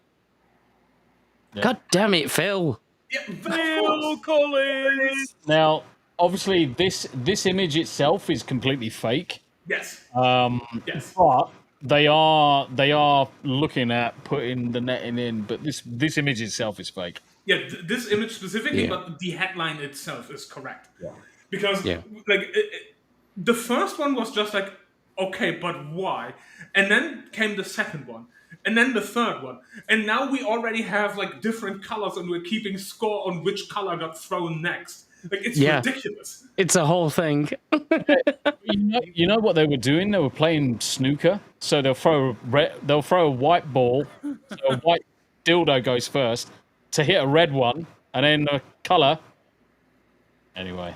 Yeah, but the funny thing is, like, gambler's response, challenge accepted. Yeah, literally, because it's like, okay, so you have the very first one was a neon green one for some strange reason. Then you had four. Then you had four more neon green ones, and then came a fucking like a bluish purple one. Oh yeah, the big black cock. No, it's a purple one. So now the scoreboard currently is we have 5 green ones, we have 3 purple ones, and then somebody just chucked the black one in there.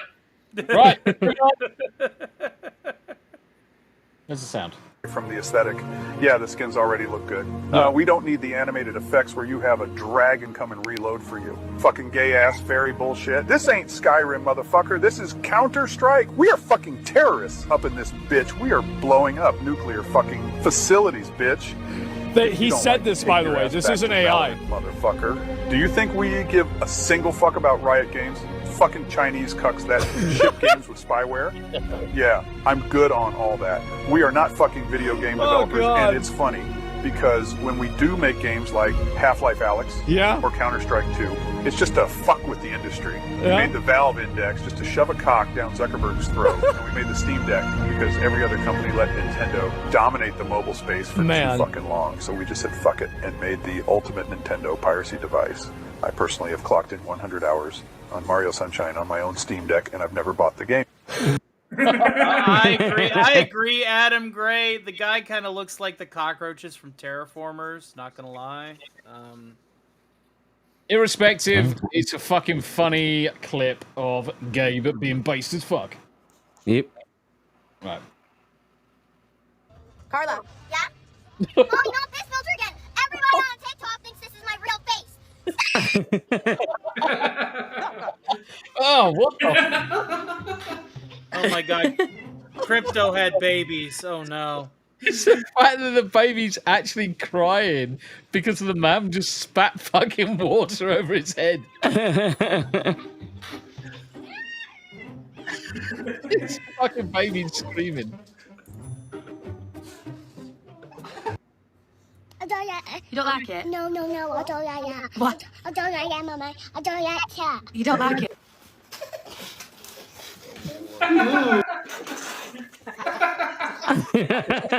Fucking ugly kid.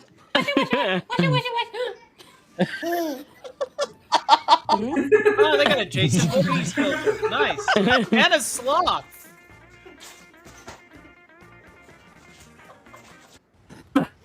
They're just dying.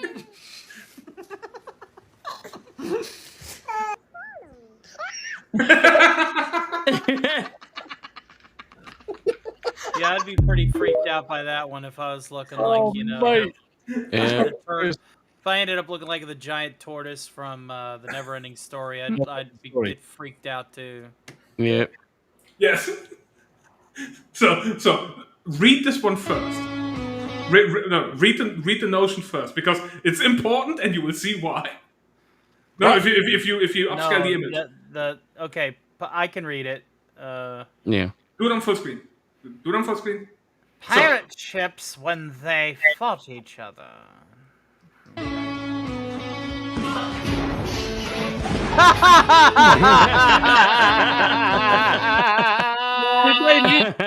A mouthful of fucking charcoal powder in their fucking gobs. I have no idea what the fucking powder is, but it's literally like pirate ships when they fight each other, and then it's just fucking black dust cloud explosions, just gunpowder. It's fucking amazing. Alright, let's do one more of these, and then we'll do a couple of AI. Yeah. So I have submitted this one. This is this guy is such a weak fucking source, but he's drinking Everclear. No, just wait. This is great. Just oh wait. God, you just want to die, don't you, man? Everclear taking a shot with no reaction. Oh shit. He doesn't know, does he? 190 proof, 95 ABV. Young man. Yeah, it's I wouldn't ethanol. do that if It's I were you. rubbing alcohol. It's Basically, it's paint stripper. You're It's confident. isopropyl. I applaud you Okay, for it, but you do realize that this shit is illegal in about 11 different states. Cheers. Wait for it. there it is. Yeah, we kind of saw that coming. All right, you guys. Round two. I see you haven't learned from your first mistake. I do have more knowledge this time. No, you don't. This was a drink it lukewarm. Whoever told you that story was Bullshit. lying to you. Also using That makes water it as a worse. chaser. That's not gonna help. No. That also No. isn't gonna help do anything except maybe help extinguish the fire. you're about to Everclear feel. is a Cheers. mixer Here we go. only. Yep. I'm burning. Yeah, you are, and that shit's gonna burn going in and coming out. I'm curious if during your research you realize that this stuff is highly flammable and it's basically rubbing alcohol, paint thinner, an industrial disinfectant, kills germs and your stomach. The equivalent of lighter fluid. When consumed straight up, shit-faced is an understatement. This stuff cleans your pipes going in both directions. Causes loss of eyesight, explosive diarrhea. Your liver has been relocated. Passed out in the woods, naked. Your ass is on fire. Also can lead to out-of-body experiences. This stuff takes the paint off your walls. You can use it for paint thinner. Next time, talk to somebody older than you and ask some questions. We'll tell you the truth, because we've been there, done that, and, well, it's just poison. There's something wrong with these kids today. Yeah. 100%, Grandma. 100%. Easy. When I was 22, I over the course of like an evening with heavy mixing, we're talking soda, simple syrup, that kind of shit. Went through a pint of it, and I was still so white girl wasted for the next 48 hours that I regretted every single minute of it. Jesus. That's the problem when you drink it like that. You do get white girl wasted. Right, we'll do 2 AIs, and then we'll call it there. So let's watch this one first. You see it? Oh, I can't make it any bigger. Fuck. Today we're at a campsite in the UK, finding out why so many British people enjoy spending their holidays in a caravan. What's your favourite thing about a caravan holiday? Cunt. It's nice and peaceful, and best of all, you don't have to deal with any bloody foreigners. Why do you visit this same site every year? Everyone is just so friendly here. Why don't you pop round for a visit later and we can show you what it's all about? No thanks. Are you excited for your holiday? Yes, my husband is just getting the caravan in position now and then we can relax for 2 weeks. Oh, for fuck's sake, Derek. Is getting rid of human waste the worst thing about caravanning? No, I love it, to be honest. Breathing in the smell of a week's worth of shit and piss really makes me feel alive. Are you getting everything set up okay? Not really. 3 hours this useless bastard has been trying to put the awning up. Yeah, 3 hours of you just sitting there doing fuck all like normal. What's the worst thing about caravanning? Probably the abuse So from other accurate. motorists. Just Sorry, because I'm Tom. driving 15 miles per hour, I don't think Lord it gives of them the right to mercy. beep at me and call me a stupid old wanker. Are you sleeping okay? Not really. The noise from those flags are keeping... Fucking, have you seen her t-shirt? Chat, It says, I've got a BBL, a badly battered labia. Me awake. I don't see the point. He's not a pirate on a ship, is he? He's an 80-year-old fat bloke in a caravan. How's your holiday? Not too bad, but that dog over there is doing my fucking head in. If I wanted to spend my week off with something that's aggressive, loud, covered in hair, and constantly whining, I'd have brought my ex-wife. Who's winning at Scrabble? I've won the last 7 games in a row. It's a bit unfair, though, considering I'm dyslexic. If we did the high jump, I'd probably beat her 7 times in a row, too. What's happened here then? We both sat on the same side and the fucking thing flipped over. They really should stop making these things out of cardboard and make them safer for high-calorie people. Why do you holiday in England? Well, there's no other country that can make a decent full English breakfast or fish and chips like we can over here. Yeah. There's no Weatherspoons abroad either. Is your caravan going to be okay, parked so close to the edge of the lake? Yeah, don't worry about it, love. I've been doing this for 40 years. It's perfectly safe where it is. Fucking what the? Rick Cleary, you and I need to talk. I want the recipe to this rocket fuel. Enjoying your holiday? I would be if my husband didn't have the shits. It absolutely stinks in here. My eyes are watering and my nostrils are stinging. It's fucking disgusting. What's the benefit of a caravan compared to a hotel? In my caravan, at least I know the weird stains on the mattress are mine, and I know for certain that no one's shit or pissed in the kettle.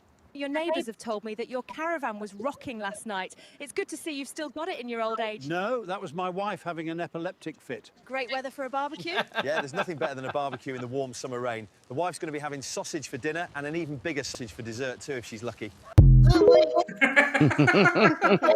know, the really worrying thing is that if you were just to take that, like, 4 years ago, you could probably do it 3 years ago. Most people would believe that was real. Mm-hmm. Yeah. Yeah. That is fucking scary how fucking good it is getting.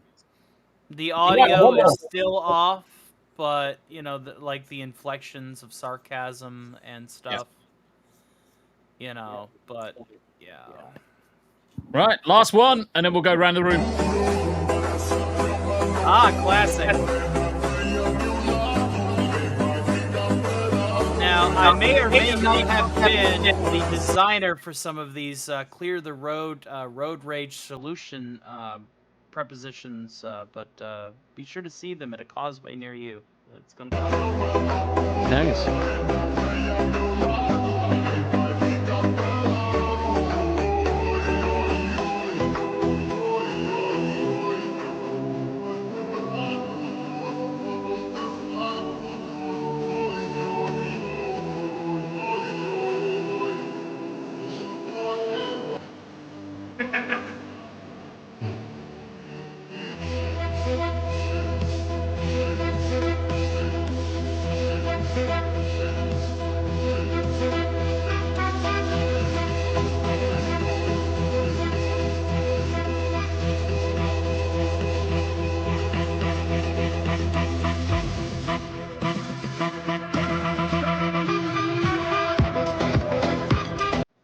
I much prefer the fucking caravan one, to be honest.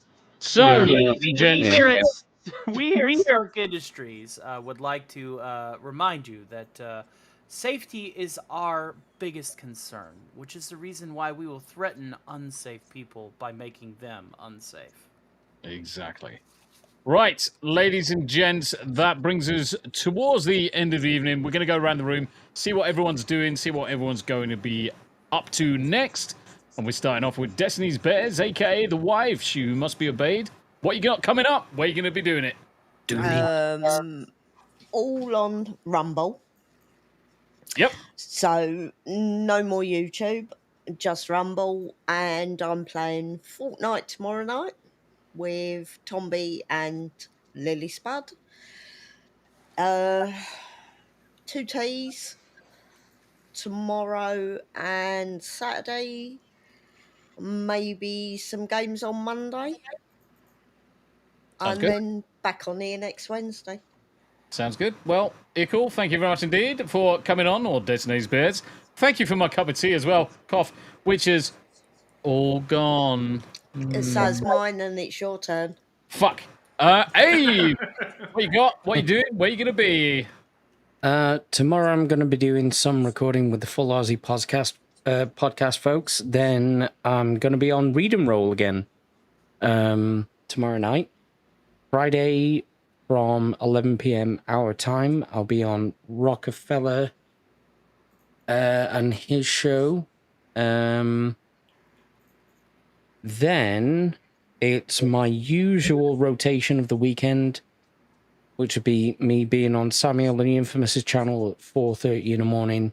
Then Beelzebub on Beelzebub at 7 a.m. Then I'll be back on the Full Aussie podcast a couple hours after that. Then we'll be back for an extra long session of Anime After Dark, because we've got quite a lot to catch up on. Yeah. And then... Giggle. yeah. Then I'll be back on Samuel's channel after that as well for Screaming Into the Void. And I think that'll be it for this week. And on Sunday, I might just die. So... just collapse in a bed and be like, bro, fuck you all, I need sleep. Yeah, you are fucking rapidly approaching more hours streaming in a week than I do in a month. It's absolutely insane. Just remember to breathe, keep the fucking fluids in, and get a little bit of sleep every now and again. So before we go to Tony, let's go to Hanayama. What you got coming up? Where you gonna be? Where I'm gonna be is pretty easy. Saturday, obviously here, Anime After Dark, the extra thick edition, because we got like what, 9 episodes? Easy. Because we got 3 each, and you actually get to see your favorite character in all of anime currently in action, because we got Sakamoto days. Yep. And outside of that, hating people on Twitter per the usual, and retweeting like every stream known to man. And then next week, back here. Happy days. Well, Hanayama, thank you as always. So, our special guest, Tony Stark, take us out on what you're going to be doing, where you're going to be, and what's coming up for you next. Do you like variety entertainment? Do you like vocal impersonations, tickling the ivories, and more? Then please consider joining on our subscriber drive, ladies and gentlemen. That's right, our subscriber drive. We're trying to get 85 new subscribers in the course of the next 2 weeks. Impossible for somebody as itty-bitty as yours truly, but the rewards will heavily overrate the risks. Because, ladies and gentlemen, what we have coming up next week is if we hit each milestone on our subscriber drive, we will be able to have a Stark party. You think these panels are chaotic? Try 8-hour minimum streams every night from Monday to potentially Friday based on milestones if you subscribe now. And if you think we got one commercial, you don't understand how advertising works. Let's go ahead and play our parent commercial. That's right. 2 commercials for the price of 1, ladies and gentlemen. Let's go ahead and fire this one up as soon as this internet will allow me to load it. How much more improv can one improv comic do? I guess we'll find out until this is displayed. Thank you for tuning in to the Hump Day Chinwag, and we hope that you enjoy this commercial right after this one. Make it big, please. Hi, this is Alf here, and I thought we were going to be talking about something important. Were we? Yeah, a commercial. That's right, a commercial. Oh, that's right. A commercial. Hi, this is Ginger Wolf. Hi.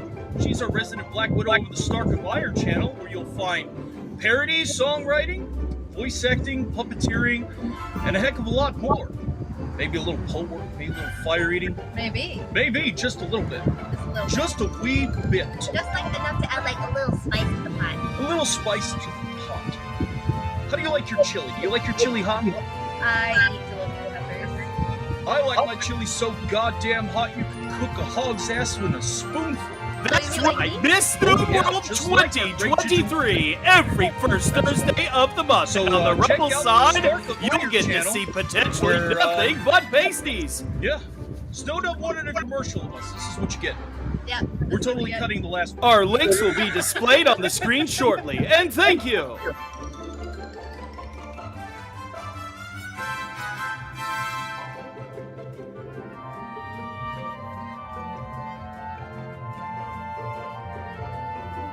All professionalism aside, thank you for having me on, and I hope that I can entertain you all again on a semi-regular basis. Let's talk.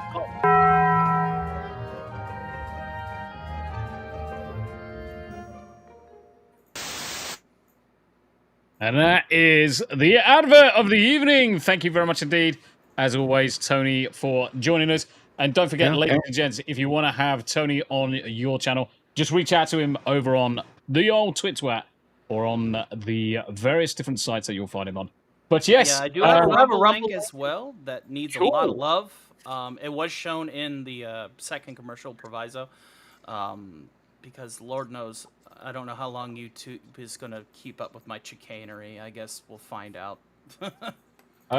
just over, is it the same channel name over on Rumble? It's the home of the Star Tower After Hours. The link was actually displayed in the link on the commercial. So all you guys have to do is, and this is a double incentive for you all to rewind, go to the end, and leave a comment while you're here, because that does help push the algorithm for our good friend Mr.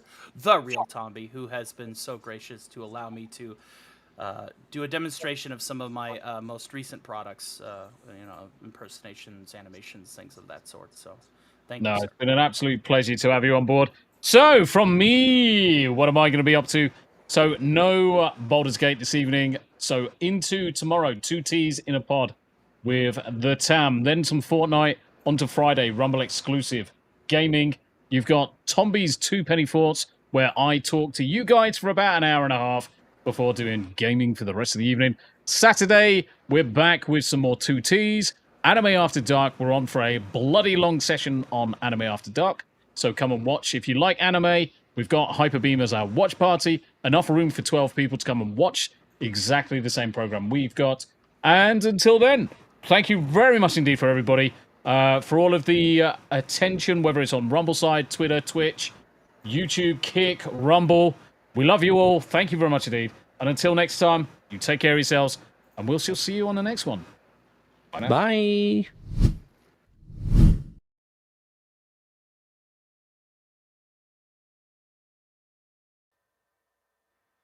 I've just realised I did the outro.